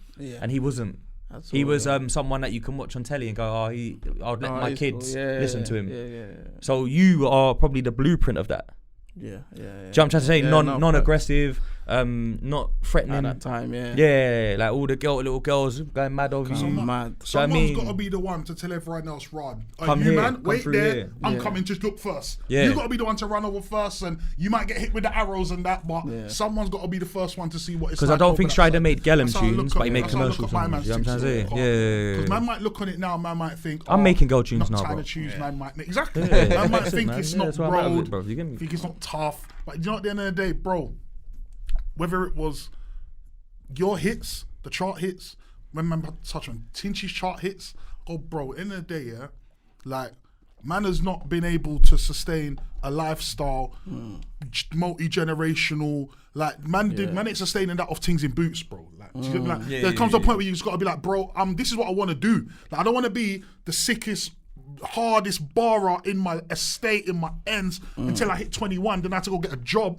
because it's all good being the guy in the block, but I got bills, I got kids, I got shit. Man said I gotta get the bag, and I respect that, bro. Because all you man, like man talk about people like Kano and that, no one can dispute the fact that a man like Kano has always been in the top echelon of this thing. And you can't say who's the best, and he's not a name that's gonna come up. We all accept. Was he that. in you lot's top 5 in that discussion? No, he went in mine. Nah, but He's not really. in mine, I can't lie. No, but you know what I'm saying? No, but he's in. Kano. No, but he's in Kano. nothing. Kano. No, but he won't gonna Wait, say. no, Kano's in Kano. No, I'm talking about Kano. He sorry. wasn't in my top 5. Wait. He's in his top No, 5. he's my number one. Yeah, he's number 1. Yeah, But he was trying to say like sorry, you though. man, He was trying to I say. thought He was trying to legit. say. But you're not trying to say though, bro. Man will say that, and man will say, right, he was a pioneer. He's not in your top 5. No. Thing is, bro, you boss man, in a sec. bro, Go on, you go first, bro, go on. man have done more for this thing than fucking Kano, bro. Even if man go raw, Kano even gets, bro. He's done more for this thing than bare man, bro. You sure though? Yes, bro. It don't even matter if he's. That's a mad statement, bro. though. Let me explain why. Let me explain, bro. That's a Let me mad explain. statement, though. Let me explain. Go on, explain it. Let me I'm explain, taking bro. it, innit? Let me explain, bro. Yeah. Real talk here. Regardless of man say, who was better than who was more lyrical, miracle than who. Course, fuck that. Yeah. Yeah. Man said raw. What I'm doing today, 10 years later, 20 years later, this fucking scene in this country, bro, man are gonna benefit for what I have done. Like me, Right now, my moves today and my success and the visualization of someone who looks like me being this successful, letting people know, raw, we can make music that will make you money. Not just music to entertain our people on the roadside. We can make money too. Man was a part of that. That's bigger than just that's bigger than just I got bars, I got 2 freestyles, and everyone says I'm the best. But I get what you're saying, but you can't say that about Man, Kano. open the door for people, bro. Nah, fam. Man, nah, fam. Even when you done the Elton John to Chipmunk, bruv, I get man says Chipmunk was heating, but bro, that tune went. Nah, bro. That I was gonna say. Come on, bro. You could have done that without him. Nah, come on, bro. Come on, bro. Come on, bro. But it made sense with him. Nah, bro. It makes good business sense as well. Yeah, and talent sense. But he didn't need it. It was the rub, fam. He didn't really need it. Yeah. He could have been selfish at that time. Because I was gonna say, I hear Could that. have been selfish, cause he could have said right. Hey, listen, I appreciate that statement. I do, bro. Yeah. Because I know what you're saying. And Thank listen, you. I don't want it to sound like hate because I rate Kano, and I've always rated him. He's an OG legend.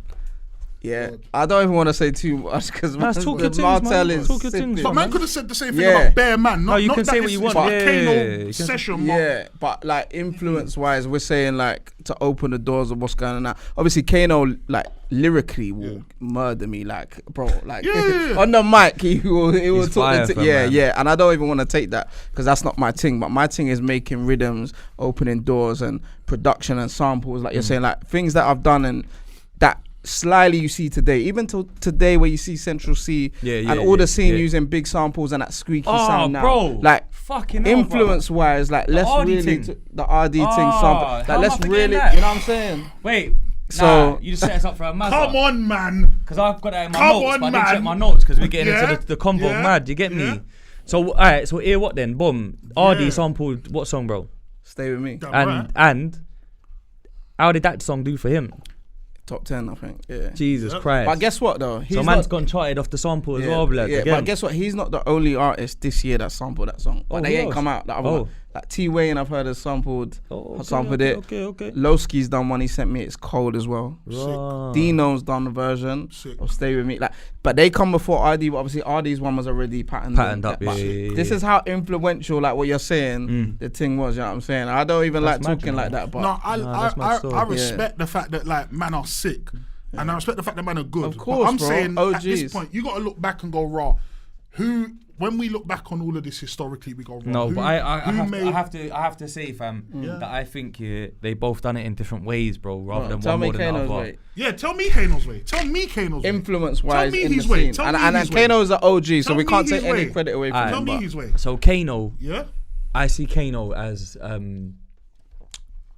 very, if we're talking talent-wise, we know what it is already, like you said. Facts. Lyricism, flow, delivery, serious things. But Kano got a deal. He was like the wonder kid of grime. Facts. Like you had Dizzy, you had Dizzy and Wiley that had deals. Wiley's deal didn't go as great. Kano's deal was like the follow up to, they were looking for a Dizzy again, you know what I mean? But they found the new guy, Kano, which was the new guy, Home Sweet Home. That album classic is actually a classic, brother. I was gonna say is a classic and he got signed before people were getting signed, right? So for his album to come out at that level and do that well, that's a door open now for new youths to get a potential deal. Because it's even when I got work. my deal, I don't know if I was looking at Kano as a reason why I got that deal. No, you might not have. You know what I'm saying? Weren't he on hiatus by the time you at that time? Yeah. He couldn't keep up with technology, in my opinion. He went quiet when it come to MySpace and you got to print your own CDs. He fell back. He was on his label thing. In my opinion. No, fam, I'm being serious, bro. No, I hear you. That's why. But I look at it like his first album come out and bust up everything. But you got to remember as well. Fam, you got to remember. He is the first, in my opinion. If I'm proven wrong by someone with evidence, cool. Yeah. But he's the first UK artist to put Vibes on a tune as well. Vibes Cartel. He had 2 songs of Vibes Cartel, bro. What year was that? 2010, I think, something like that, 2011, when he done Product, London Town, he had Vibes on it. Yeah. Bust it up. People, and Vibes had Up to the Times. I see them times. He's sick, and man can't ever take away the fact that he's sick, yeah. Bro, and even till today, bro, longevity wise. Wait, let me say he's that. still selling at Royal Albert Hall. I'm not, so we can't go. You know what I'm saying? Let me say something. No, but that's all his legacy, though, man. Two things. That's legacy, not opening doors, first off. So forget that. That's good for you, mate. Selling out Royal Albert Hall, big up, cool. Right. Ain't doing that for me, but cool. Thank you. Doing something for you. But your thing, Elton John, right? Yeah. Vibes is comparable to Elton John in my opinion, bro. Vibes Cartel in levels. Let me just tell you this one fact before you say anything else. Elton John has only let Tupac, Eminem, and Ironik sample. No. The comment section know he's mad. You know,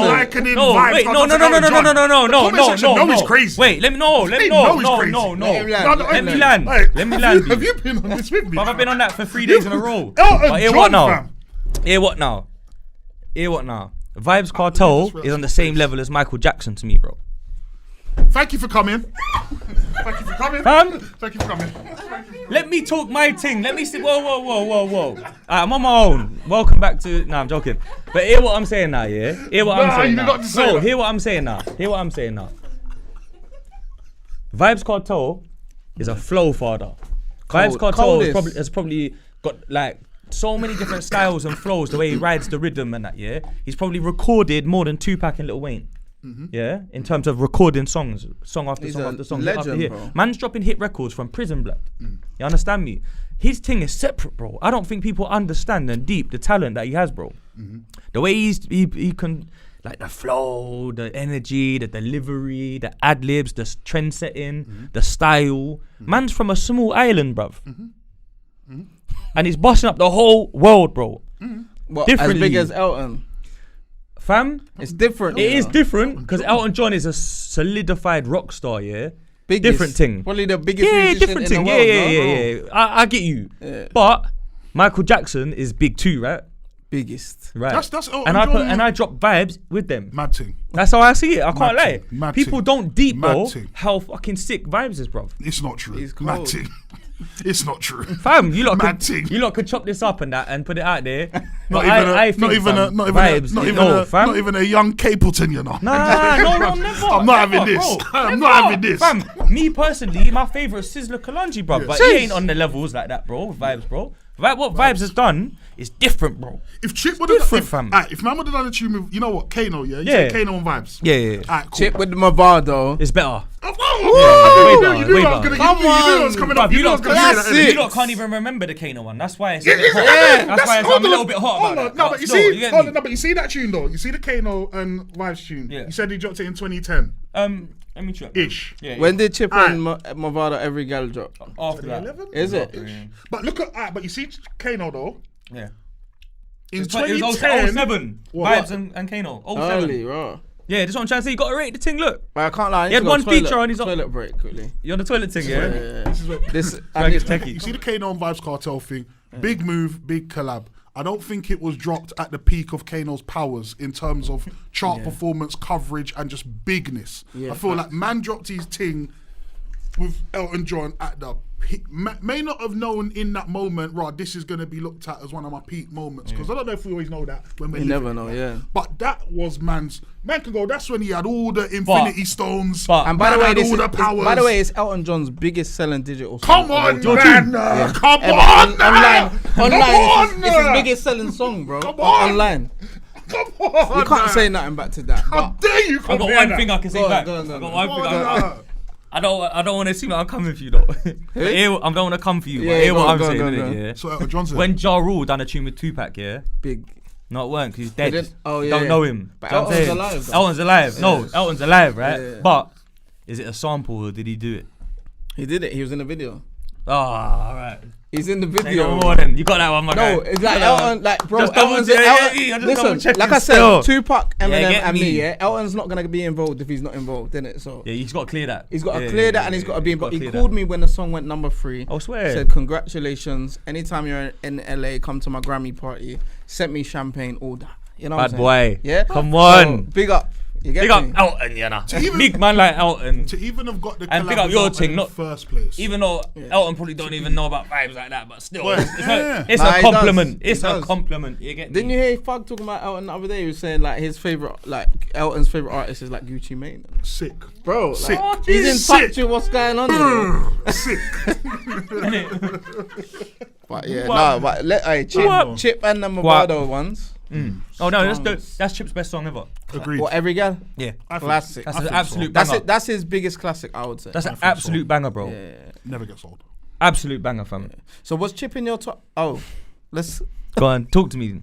Was Chip in your top 5, or is this why I'm here You know, tonight? it is why you're here because I think you was a bit disgruntled by me not putting him in. Yeah. I think there's been a little bit of like over like the last couple episodes. I think sometimes it looks like when I play devil's advocate, it looks like I'm going against people. Sometimes there's been a few people that it may look like I'm going against, and I think someone basically said on one of my episodes, Chip is in all of his accolades and what he's achieved, he's a legend. But not everyone's giving it up to him, right?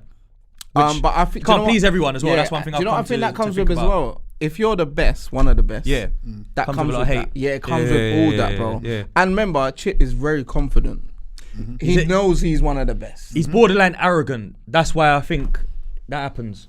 No, I'm bro, not gonna because say he's that. very confident, Yeah. but sometimes confidence can come across like that. 50 Cent's a bit Yeah. like that, but Yeah, I yeah. love 50. Yeah. I think, do you know what it is? With him as well, right? I'm going to keep it 100, bro.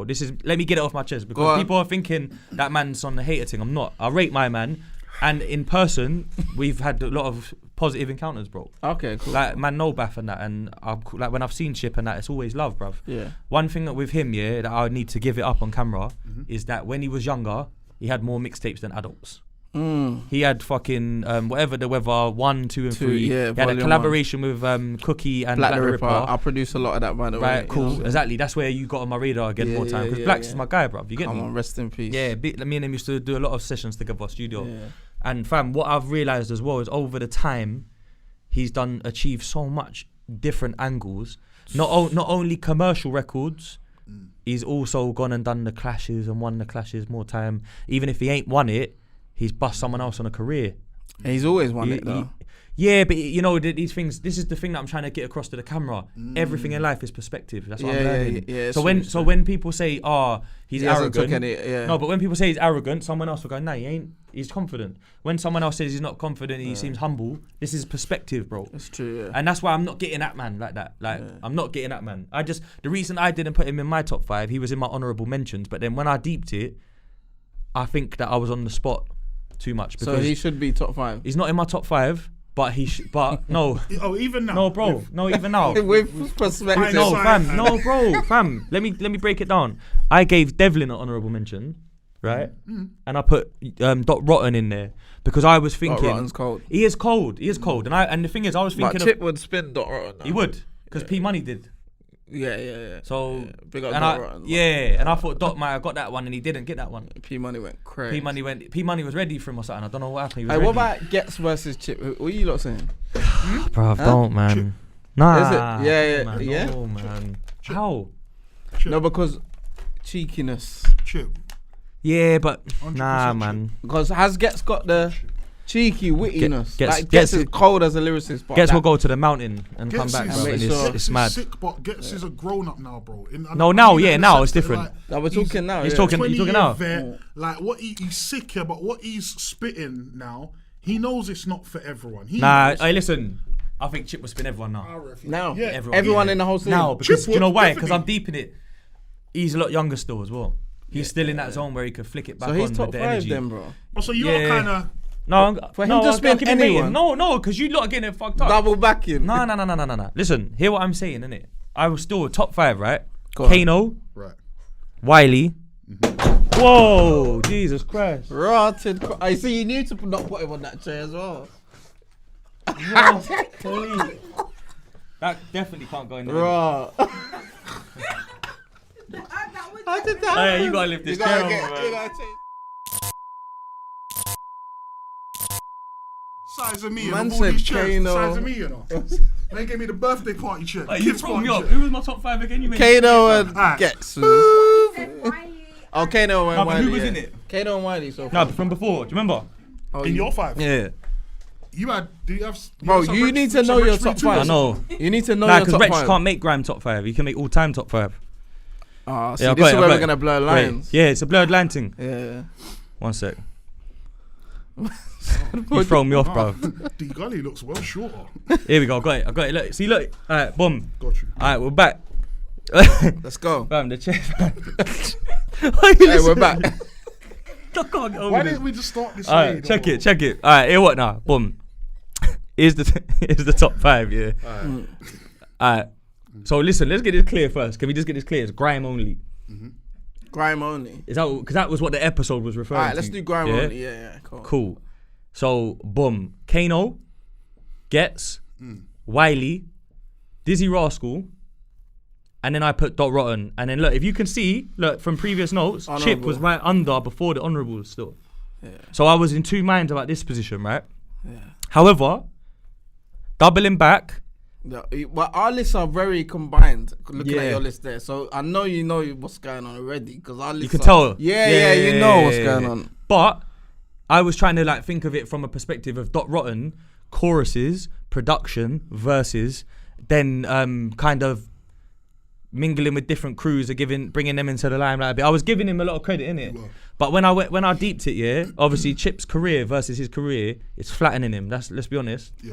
And hits, he doesn't really have hits. Dot Rotten. He has grime classics. Yeah. Not hits, 100%. right? So cool. But then I was thinking to myself when I got home, like Devlin's cold. But then Devlin, I didn't like his albums and that. Later on, like I liked Tales from the Crypt and the movement bits Yeah, and the movement Fuck was Radio and cold. Send Him for Wiley. He murdered Wiley. And then I was just like, really, I have to give it to Chip. But this is the thing. If we're talking about artists now, can I just flip it quickly to try and give them a bit of perspective on what I mean? If we're talking artists, UK artists, this is where it changes a lot because then we've got to talk about Wretch and that. Yeah, because mine are gonna be just Wretch MCs. on Grime weren't for me. Yeah, Scorcho is better than Wretch on Grime in my opinion. On Grime. on grime. Yeah. But as an artist, Wretch is different mustard. So what are we doing? MCs or artists? What I feel like we need to Yeah, just do go- MCs. go for the You know, in, MCs, like, call it in America MCs. they do Yeah, the yeah, top yeah, hip hop, yeah, like yeah. rappers. You know what I mean? Go on then, we'll do MCs. So for me, it's like it's similar to your list, but I go off like no artists, no songs. It's about cadence and it's about flow and it's about clarity. For me, all my top 5 MCs have got mad clarity. Like you can hear every single word they say. Yeah? So, and that's very important for me as an MC. It is important, and I want to start that then with Skepta as my, top 5. Just because there's clarity of everything he says, we can understand. But here's the thing though. He's talking and I don't want to drag it, but is there a Skepta without a Frisco and without a Scorcher and without a... No, I love all them, and we're going to get to that, but Skepta does it the best. Even if he's influenced by someone else. No, He's got you know a what point. I'm saying? He's got a point still. He's talking about Doggy and Kate Winslet in songs, and like man can hear exactly what he's saying and the picture he's painting. Does have a lot of clarity. Do you know what I'm saying? 100%. And cadence and flow, he's got all that. Like, He's got a good tone. yeah, tone. You know Very what I'm saying? confident. Yeah. Remember when he was battling Gets, like, and he even made a point of the fact that, like, I am not the Snake and Crane, Jackie Chan MC with all of the. He just gets straight to the point. That was and his biggest flaw, actually. Booming. and I got to big up Gets, but that is in the barbershop. That was his biggest flaw. Yeah. I used to get into arguments in the barbershop where 6 barbers and all of their customers are fighting me about Skepta being better, and I'm on my own. And I used to back Gets to the. Because Gets was like a student at Kano that just took it further in terms of like mixtapes and work rate. Yeah. And I just felt like Gets was the coldest. But for me, like when I was listening to like pirate radio, I wanted to hear MCs that are gonna get straight to the point and tell me. So you like that? I like that. Yeah. D Double was cold, but for me, leading the witness. Alright, so my top 5, let me tell you, Skeppy, Skeppy's there. I'm not no particular order. Skepta, and then second I'm gonna say Scorcher. For me, Scorch was another one that got straight to the point. Yeah. Not no talker. Look at the thing like Luke. You know what I'm saying? And people might say I'm biased because it's a North London thing. Yeah. Nah, Scorch is hard. Yeah. Scorch is hard. And then on them rapid beats as well. Cold, yeah. Yeah, he was cold. And then Chip third. Not even third, no order. But Chip for me probably is the GOAT. I'm saying he's one of the best we've ever seen. Just because the way he's able to spin any beat and the versatility. I've heard him personally on Bashment from when he was like 15, 16. I'll be honest, Stormzy didn't want it with him. Didn't want it. At all, and I don't blame him. I don't blame him either. You know what his manager said to him? Don't do it. Don't do it. That's what his manager said. He told him. You don't want that. Yeah. Just go to his yard and chat to him. That's what he said. You don't want it on the tunes. That's exactly what he said, blood. You reckon it was... Fam, if I was Stormzy's brethren, what's his brethren's name? Flips? Yeah. I'm Flips, yeah. I say, Stormzy, I rate you. You made a great album. You can't say that to your brethren. I rate you. But You can, fam. If you're his real friend, you can say, bruv, I rate you. You are killing it. I rate you so highly that this is not a good look for you, blood. No, that's facts. Yeah. It's not a good look because he was spinning everyone at that point. I was about to say because they didn't have that same conversation when it was him and Wiley. Like they let him free. Yeah, go get him. That's true. Go get him. Wiley didn't shine then for me either. But the thing is, Wiley's in my top 5 as well. Yeah, because he's a GOAT. Yeah. But even as a war MC, yeah, going back he's to on it. He's on it. Maybe I don't know, the Stormzy thing might have like thrown him off guard, or like the energy was a bit different. Bro. Yeah. But if you go back to the Dougs and him versus he lost like the Dougs, he lost no, but he held it though. He still lost. He held it. Yeah, he took it L. Nah, man still took it L. I'm with you. You know. I'm more like Will held. Oh, he's a warlord. He's a warlord. Yeah, but you got to remember, he's clashed everyone. Kane, like him versus Kane for me, like he beat Kane. You know what I'm saying? I watched that the other day, and fam, he did. He beat Kano. You know. Pause. What? No. You said pause. No, you don't have to pause that, bro. Never. That's a clash versus. You get me? Yeah. Someone has to win, fam. Yo, you lot are going mad. Look, he's got you said. No, because he paused it first. Oh my god. He's going mad. Nah, bro. Well, wait, yeah, but come on, fam. If a man's battling, he said it first. It sounded someone has to brazy. beat the other person. The way Ironik said it first sounded brazy, and he was like, and then you just double, and then you, bro. You have to say he won, innit? Like, oh, bro. Nah, you lot are killing me today, fam. You're killing me, fam. You're killing me, fam. And then last MC on my list, top 5. Who's last? I'm gonna have to say Dizzy, man.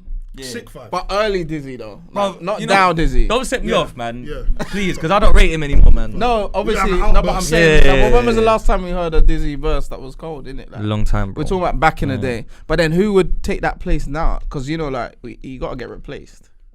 So who would take my top 5 now in Dizzy's place? I don't know. Dizzy in his prime is almost unbeatable.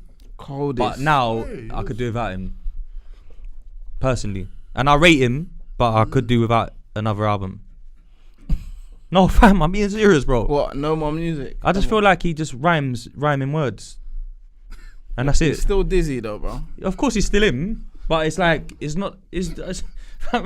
Bro, but I'm being serious though. I think he's a legend, but fam, come on, man. He's in my top 5, bro. I'm not. There's not a mad thing. I'm basing it on Boy in the Corner and when he used to mingle with Nasty Crew and Roll Deep, and then after that, Showtime was a good album, but there was a couple of tunes on there that weren't it, but it was a good album. When he jumped on that tune, that was like the Pulse X kind of. Youngster. Because they started the sound. After that was his that thing. was like, he's not art. They started the sound. That's not Remember, he made Hole and Creep. That was the last tune that I felt like he was dizzy. Like, Go. After that, you're still dizzy. You're still doing your thing, your dizzy thing, but you are. I'm just mad at him. Dizzy, I'm mad at him because he ain't put no one on as well. I'm mad at him for that. He put D Double on. No, he didn't. Slightly. D Double was around before he was even He locked in. put them on tour. That's like Mobb Deep getting signed to 50 Cent. He put them on tour. It's kind of. That's not getting put on. Oh, come on. How's that getting put on? You already exist. come Already on. on. Yeah. You're just getting a bigger stage again. That's it. Mainstream. Yeah, that's a put on. What? That's a put on. What was their mainstream album then? They came out. They put out album. Bruv. Who? New New Generals. Generals. Yeah. What, a mainstream album? Yeah. Come At that on, time man. when they Get were out like, of here. Stank. Get out of here, Yeah. man. Get out of here, man. get out of here, man. Get out of here, mate. Bro, I can't. maybe It's they not just true, make blood. no, because remember one of them. So anyway, 50 Cent put on MLP. Bro, I know what you're trying to say they were already MOP. I get that, but it was a different. They was already cold as ice, cuz. Alright, He's mad. Okay. Get out of here, man. You're gonna tell me the day they signed to 50 Cent, they didn't just become that much bit, just like. Bruv, they were just a better. little- They were better before as well, man. Fucking hell, blood. Like D Double was better than Nasty Crew. Okay. You get me? You know them ones ironic when man are getting magazine covers now all of a sudden that man was not getting. Yeah. No, all the the exposure. time. Man are not Alright. man are not checking for you. Exposure, yeah. But Now you're come signed to on, man. G-Unit. Now it's front page. Yeah. The It source, happens. double It XL. happens. I don't know, man. But even the business moves within that, though. Come on, man. They didn't Nah, get. I hate You it. get me? So, alright.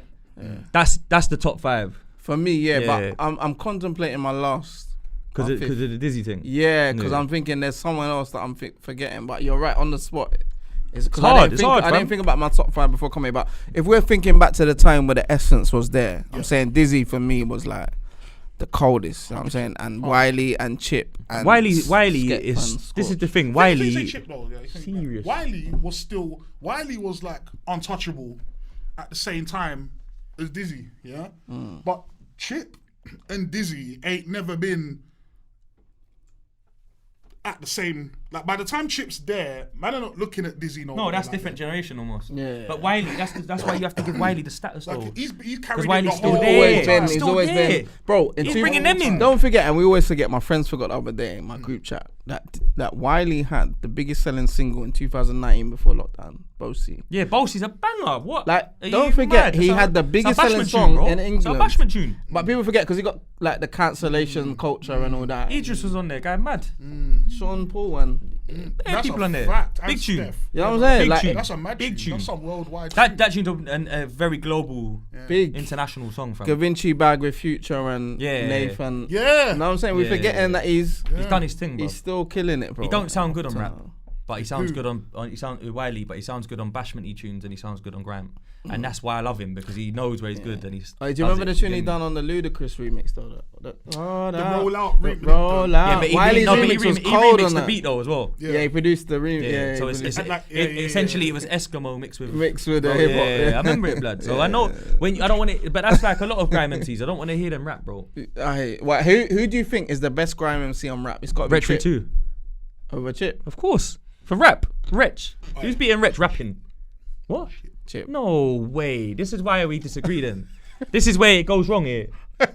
This is why I think there's a slight blurred line, but I think it might be, I don't know if it's a generational thing or if it's, I don't know what it is. Because I grew up on Wretch as well. Yeah. And Wretch is cold, but Chip. I'm saying Chip like can't out rap Wretch on rap. No way, fam. I'm sorry, bro. Man will say He can't, fam. Chip. I'd say Chip. Even- Also, I think it depends what you want to hear on rap. This is perspective. Because remember, Chip has the swag rap. Like he can talk that. No, confident. one thing I gave him Yeah. the shout out on the last episode. In the last episode when we was talking about him, I was saying his F64 on the Jay-Z beat, Encore. That was when people started hating him, bro. That was when Yeah. the hate started. Yeah, but he murdered it. And he murdered knows it. that though, because around that TI time when he went to the America, Yeah, London boy. a lot of people started like moving away from Chip, and he remembers That was that. a- it was a good album, though. But It he was a good remembers that. Yeah. And that's why when he came back on Smoke with a grime thing Yeah, and yeah, went yeah, praise facts, at facts. everyone. Yeah. Yeah, facts. No, that's true. That's true. Did you think, because obviously you've had, I was wanted to say, obviously, you at one point, obviously you had a relationship with Tinie. You said earlier on that you were pivotal in bringing him through into the fold with the Aftershock and them things there, yeah? So my question to you is that when him and Chip obviously started kind of not seeing eye to eye. He knows how to ask the question. Bro, Yeah, I see that bro, one. this ain't my first rodeo, my first rodeo, baby. Ain't my first rodeo. But when it became apparent that okay, these two guys, I'm cool with both of them. Clearly, they don't see eye to eye no more, and they're taking it public. It's not even like we're gonna keep it private. They're going public. That was London Boy time as well. When Pizza, ask a like question, pizza bro, delivery, pizza or something. because I'm an outsider. I'm That's seeing what Tinie this. said about Pizza Boy, yeah. My question is to you, bro.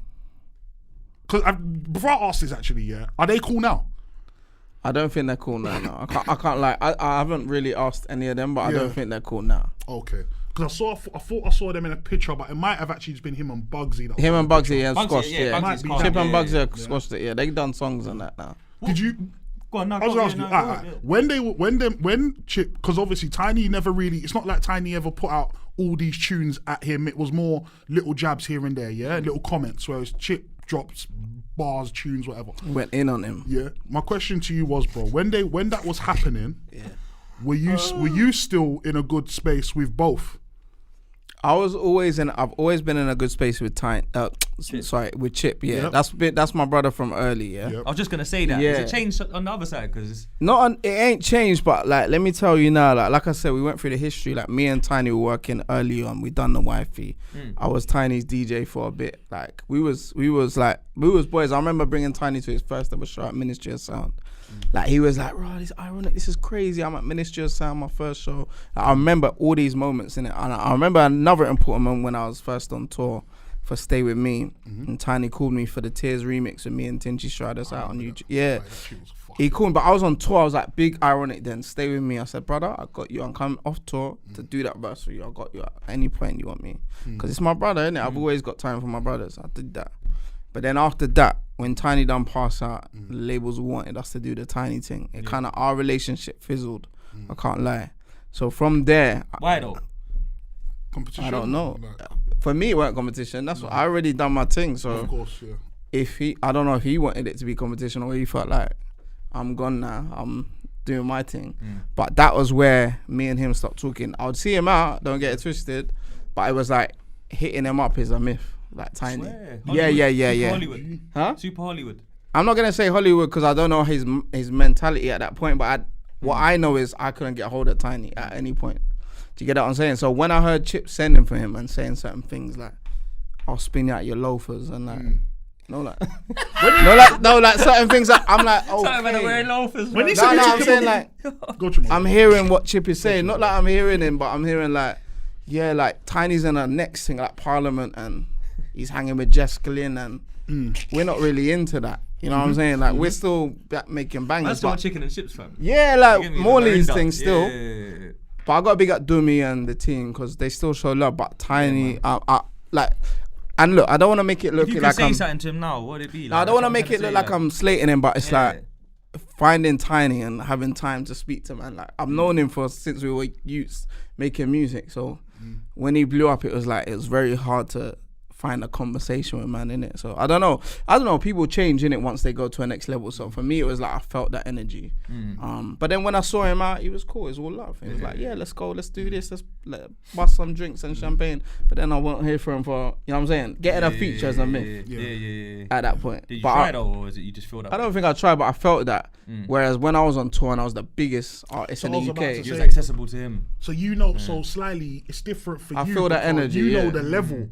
And if you don't lie, bro, it's not a thing where it's not like at that point he was now on a level that you ain't seen before, and that's what's different. Like where man ain't seen that before, so man can kind of, if it was me, man can kind of bluff me, tell me, oh wow, you know, bro, because I don't know what you're going through. But if I've been there, like if I was you this time last year, I was you. You can't bluff me. Yeah. But maybe Tinie felt like that because he essentially went to a bigger stage that we never saw. He went to the Glastonbury. He done the Glastonbury, he done stuff in America. So maybe he's thinking, cool, you lot done your thing, but my thing is Nice thing separate. And you know, for me that was a bit heartbreaking. Means though, bro. Yeah, but for me that was a bit heartbreaking because this is someone that I really loved. You know what I'm saying? And took under my wing early on, produced for him. We done records. You bring him into Aftershock, bro. You know what I'm saying? I'm not sensing no hate. I'm sensing disappointment. Like, almost. yeah, not even disappointment, but just like, because I don't care too much. Yeah. You know what I'm saying? Because I've never really spoke about this, but I'm saying like, when Chip put out them disses, I felt that through him. When Chip, you know when Chip done big up Dummy and the whole team, you know what I'm saying? They're my team as well, you get me? See when Chip, I felt that, baby. You see that tune that Chip was on when Chip said that, sorry, let me go again. You see the tune? What is the percent for real though? Let's be clear. I don't know. Too strong, bro. 40%. It makes sense. So there you go. And then that's why we ain't got no chair. I was gonna ask you, bro. You see, I forget what song it was, but basically the song where Chip mentions Tinie and he mentions the fact that he was the one who took him on tour first and stuff like that. Like that sounds legit because obviously, like even from a fan space at the time, if you're just kind of pre in the timeline, that's 100% fact. It makes sense that he would bring on him first. But you see the part where he goes and your mum said thanks and I'm gonna do your mum's voice and.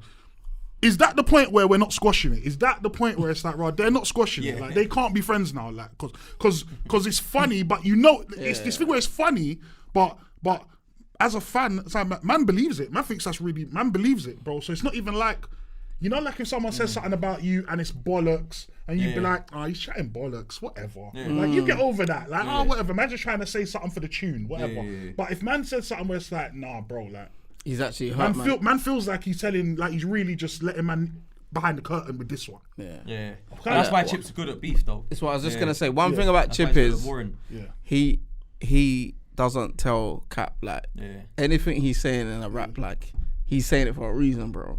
He's saying because he knows that's gonna touch you in your soul. No, he said some soul shit. Do you know what I'm saying? He said some soul so he's shit, bro. And that's why he's the coldest. Yeah, because his only flaw in beef to me is that he goes on too long. He lets it drag. But he should. Sometimes you gotta know when to just.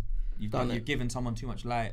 But then you can say that, bro. But I was just like, it's showing like them tunes that he done for Stormzy, which Stormzy replied to, bro. They're going mad for them. They're big songs. Killer MC. Yeah, it's a big tune. Like when that's dropping on the video and that. Yeah, when it's dropping, the crowd are going brave. When I heard that one, I was thinking, Stormzy, don't reply. That's why I say that, bro. Because if I was a manager, that's when you say, leave this kid alone. Yeah. He's gonna go to the petrol garage and film a video. But that's what I'm saying. Like, Chip doesn't cap in raps. Like he's saying stuff for a reason. So if man want to take it personal, then there's a reason for that because he's telling the truth. You get it. So who do you lot think that? Who do you think that you'd see him make up with? Maybe even do a song with first, Tinie or Stormzy? I don't even care, bro. I get that, but I get it, but I get it, bro. But I'm saying, I don't think he even cares. I get it, but bro. I get it, but bro. I'll say Stormzy. For a man who knows, it's like right. Yeah, say what he said to Stormzy. I can see that first. I can see that. I'll say Stormzy. I can see him and Stormzy. Only because Stormzy, like for me, feels like a real one. Yeah. And he'll squash it, or like they'll have a conversation. It's a bit more normal. Do you know what I'm saying? Yeah, I get you. Because for me, it's like real men sit down and have a conversation about stuff and air it out. Do you get it? Yeah. I'm not saying Tinie's not ever gonna do that, but Tinie's so gone clear in Alexander McQueen's house, chilling. But where's his music now, though? You get it? Does he need any though? No, he don't need it, bro. Tinie, At listen, this point, and that's one thing. It's the one thing we can't take away from Tinie. Yeah, I don't want you to make it look like I'm slating you because you're my brother. But his success story is crazy. Like, he's had the most number ones out of any UK artist, I think. I don't know. I need to do some history on that, but he's probably one of the most successful UK artists ever.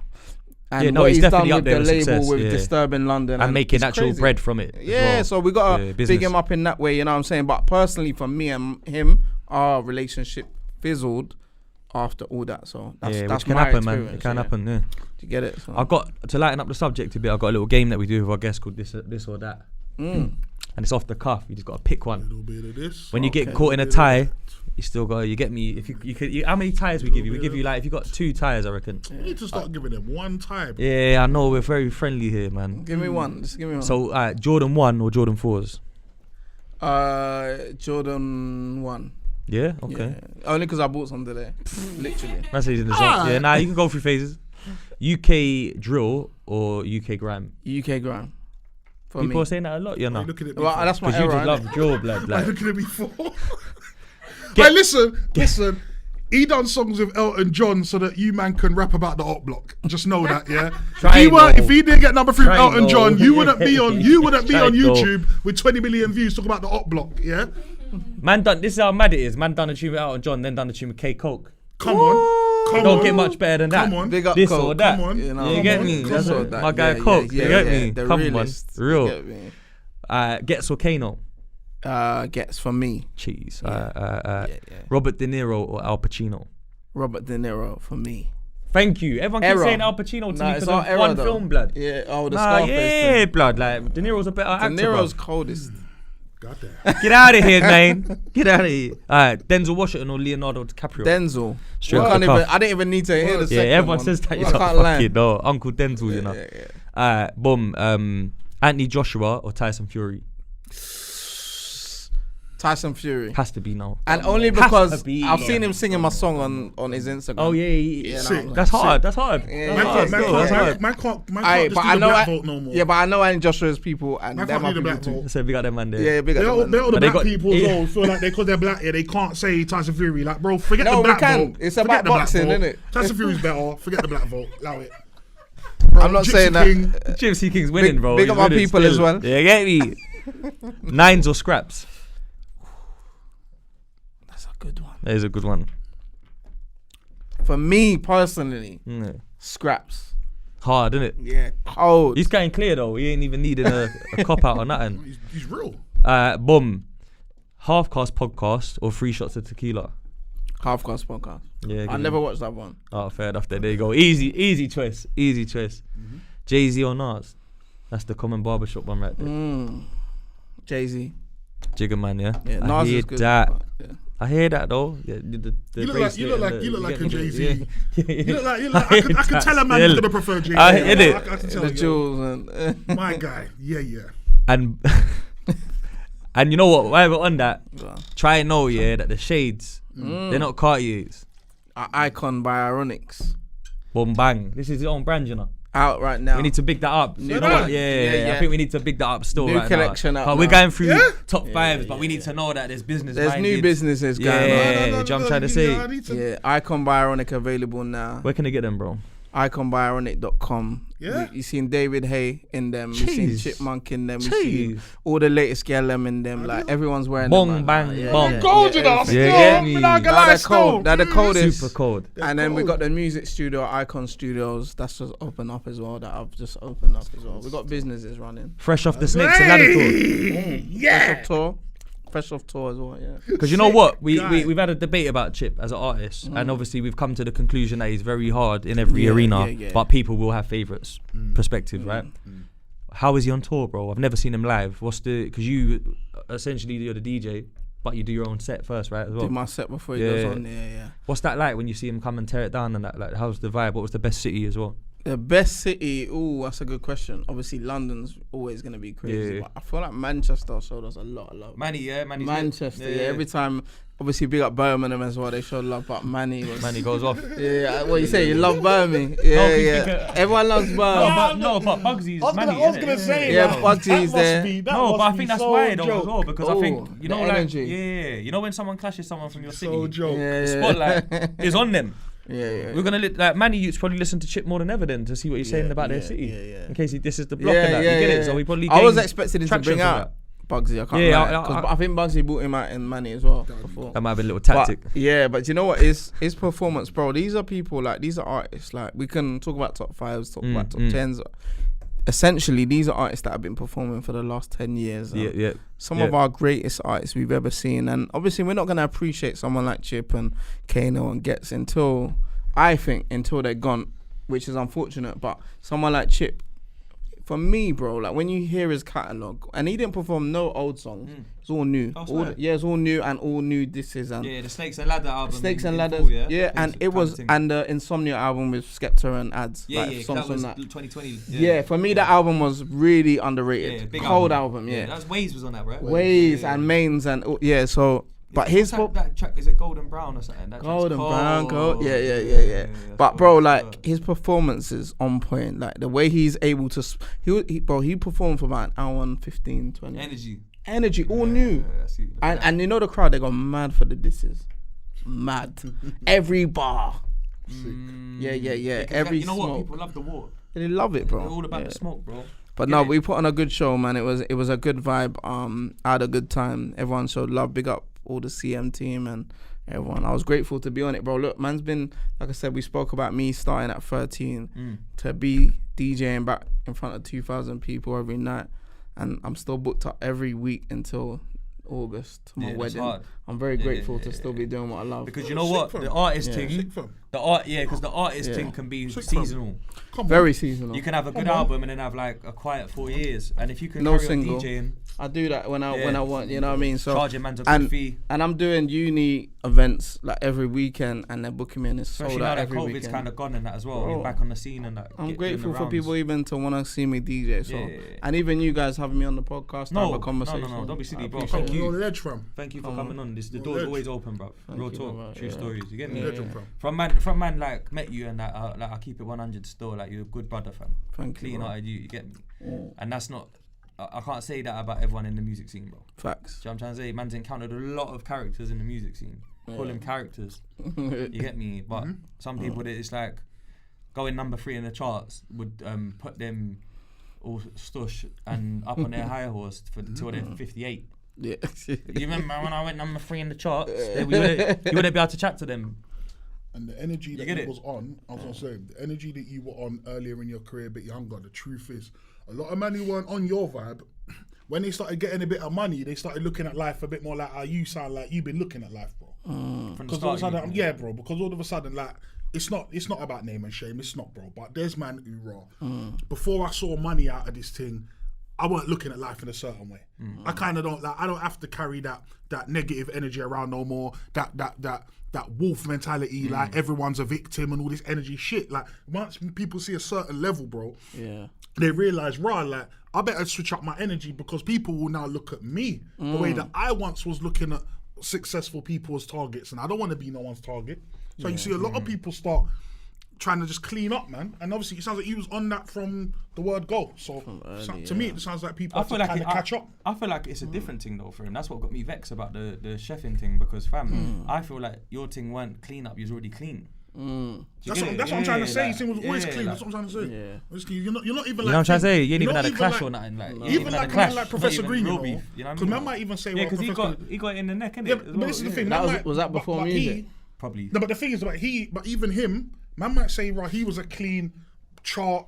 No, but even him, I feel like even he kind of straddled that raw, like, all right, I'm white and I'm rapping and but don't get it twisted. Man's from Hackney though, and man's involved, like, bro, like, still that kind of. Ironic's just, brother, I'm ironic. Yeah, he was battling as well. I just do my tunes. That's what I'm saying. He ain't even had a clash. Precisely. Bro, and I still had man trying to send with me. Of course he did. I still had grime man like say my name in songs. Yeah. Because you know why? Because you're not. Because like you said, they take the kindness for weakness. Come on. So it's like they can see a quick come up without having to like face you on the street after spitting. That's what they probably think. You get it? That's how people like bullies think. You get it? Like they operate like that. It must be kind of hard watching like Ironik on TV, like taking over like the whole UK and that. No, what's hard is when your girl watches him on telly. But I was about to say, you're watching him being the big man on TV. But you remember he was on pirate radio, probably like in awe of you. With no trim. He was in awe of you. You now, you got 300 listeners. Got your baby mum stressing you for peas and that. And that's what your life's like. But now, and my man was the little homie once upon a time. Now you get me. Do you know that's the maddest thing for me, because I listen to, I know he's facts though, he's talking bare facts. But you know what it is? I watch so many MCs on pirate radio, like, or listen to them, whatever it is. So much when I was growing up. And they like superheroes, my idols. And when I meet them now and they're like, Ironik, oh my days, like Ironik, you're the big dog, you're the legend. But I'm like, nah, you're my legend. Like, this is mad for me. Like, meeting certain artists that I grew up listening to, for me, it's like, it's still humbling, very humbling, bro. Do you get it? It's mad for me, bro. Nah, it's been an emotional journey, bro. You've been through like a lot of things as well, man, that people don't realise. Like, the trauma and that of that incident made you Grow Like, up. You might have even. Do you know one thing you brought up in the podcast earlier, and I got into deep thought, but because we was going elsewhere with the lists, I didn't want to interrupt the flow. So you said at the time when you got signed, there wasn't a DJ Khaled or Calvin Harris or K-Slay, you know how they was doing it in England, where they could be a DJ and an artist. Looking back on it now, does part of you feel a bit, do you regret not running with that? Like carving that lane early? Like, yo, I'm DJ Ironik, I just gone charted number 3, I'm putting together a compilation album with at the Black same Rapper time on it, this guy's on it, that guy's on it, this guy's on it, I'm the main artist and the host. No, 100%. Yeah, but at that time, explaining to a record label that's what you want to do is a myth. There's no real examples of it. No examples. Maybe. Who? But he went. He didn't spit. Yeah, Mark Ronson. Yeah, Amy, but even that was like a year after me. Yeah, that wasn't that. Yeah, it wasn't that long. Yeah, I think Amy's album came 2009, 10 or something. Yeah, Mark Ronson had Ooh Wee with Saigon and Ghostface and Nate Dogg on, but that was probably like, I would like to say 09 maybe, was it? Something like that, maybe. I don't know. That was probably the biggest solo tune any of them. But let's be honest. Ever had. Let's be honest. In England, and that's what he would have done for them. No one ain't really done the same thing. saying Mark Ronson. True. You see how certain man will get on a Khaled tune and the song they done with Khaled was their biggest performing single, bigger than anything they did. Yeah. That's what he would have been doing for man. If he would have done that then. No, but he kind of in a weird way with the Tiny Dancer. Yeah. It was like a big Chip record for Chip. Yeah. And then don't forget, while we're saying that, as much as we're bigging him up, that was a bit of a come and jump on this is good for you. Yeah. I think Chip does, which is why Chip mentions the that as well. There now. Yeah. We always got respect and love for each other. Yes. But also at the same time, I've done a lot of other things that people don't realize. I've done I Wanna Be Your Man remix. Wanna Be Your Man was my 3rd single with Warner. I put Gets on the remix and yeah, I put Tinie, I think, on the and Blessed Beats produced it. Like, I always made sure I was doing things touching the ground bass still, and at the same time as if I'm, because you had Wiley on the remix of Stay With Me and Chip on there as well. Early, Chip and Wiley was on that. So I was always trying to make sure I tap in with where I come from, as well as being the biggest. I said to the label, listen, like, we need to, and Wiley will tell you, I'm the reason why they signed Wear My Rolex. Like, I told them Wiley's got a big single called Wear My Rolex. Swear down. He will tell you now, like, live in the flesh. So they signed that record, So Wiley had the track already? He had it already, but they said to me, is there any other urban songs at the moment, that you think is going to blow? I said, Wearing My Rolex by Wiley's got a record. And then an artist called McLean had a record called Broken. And he had a record called Broken. And that got signed top 10. He's Northway as well, so you're giving back to the ends. Do you know what I'm trying to say by doing that? But all these things I never talk about, because these are just things that you do out of your kindness, your heart, bro. Yeah, not even just kindness, just I love music, so I'm just like, yo, this guy's got a banging tune. Like, it wasn't even like I'm consciously gonna help my man. It was like that tune, I like that tune. When I left Warner, the biggest A&R there emailed me, said, listen, Ironik, when you're done, I hope you know you'll be one of the biggest A&Rs in the country when you're done. So that's your calling, bro. Yeah, because my ear is like A1, man. I know what's going on with this. But that's the DJ in you. Yeah. That's why I think I have an ear for music and know my shit, because I was a DJ. Yeah, wasn't a good DJ, but I was a DJ. But it still helps. Yeah, man still want to listen to what's new and what's hot. Yeah, facts. Facts. It's like the other day online something popped up where they were like, Charlie Sloth's the biggest DJ in England. I saw that, And I was like, bruv, man's like Carl Cox, man's like fucking Paul Oakenfold and that. You can't big DJ. Like, you can't be saying that. But did he mean urban? I think I think that's what we got to in the end. You get me? But you're right. You can't just be outright saying I'm the biggest DJ in the UK. Like, big up Charlie Sloth, you're doing your thing, but brother, and there's big DJs in the UK like that. Like even like you talking about Rusky and Scotty B and Mark Garcia and the man on Red Head here. Yeah, man will give La people Costa Nostra. Yeah. Twice as nice, Garage Nation. These DJs were serious DJs, bro. You get me? Serious, bro. Yeah. But brother, it's been a pleasure, man. I know we could go on for long, but we'll get a part 2 in for sure. Yeah, let's do that. You get me? We'll get a part 2 in. No, maybe we could even do a little Marvel DC crossover still. You know? We'll work it out. We'll work it out, man. You're gonna push your thing, fam. Yeah, we got my podcast for the people podcast. You know what I'm saying? Come on. We're on a little break at the moment, but we're coming back. You know what I'm saying? A lot of people talking about my reactions as well. I was doing my reactions on YouTube. I caught that. But you know, I slowed down with that. I slowed down with that, man, because it was a bit of work. Yeah. A lot of work, yeah. And I was getting phone calls about reactions I was doing and that. So I was like, yeah, let me I'm keep trying to that shut going. it down and that. Yeah. It's sick man. for someone who's got a name, who's been there, done it, and is Yeah. out here, active, valid, relevant, Yeah. everything. It's sick when there's someone who's like that doing the reactions stuff. Yeah, it's true, man. No, everyone's got an opinion, innit? I just give mine. So if people take it how they take it, then boom. You get Nah, me? listen, you've had a fruitful career, bro. I've big Thank up. you. You Trust get me me. as a man and an artist. My Like, brother. Trust me. you get me. It's been one of them ones like where man up, seeing you brother. from a Respect. distance Big up, at a brother. younger age, not fully taking it in because of where my mind was at, but then reflecting on it, respecting it highly than ever. You get it? And I think a lot of people could have took a page from your book, bruv, and followed a lane that suited their actual personality more, rather than being a skeng man for 3 years on grime and then all of a sudden you get beat up by a nerd or whatever, and you're not real, and your career's done.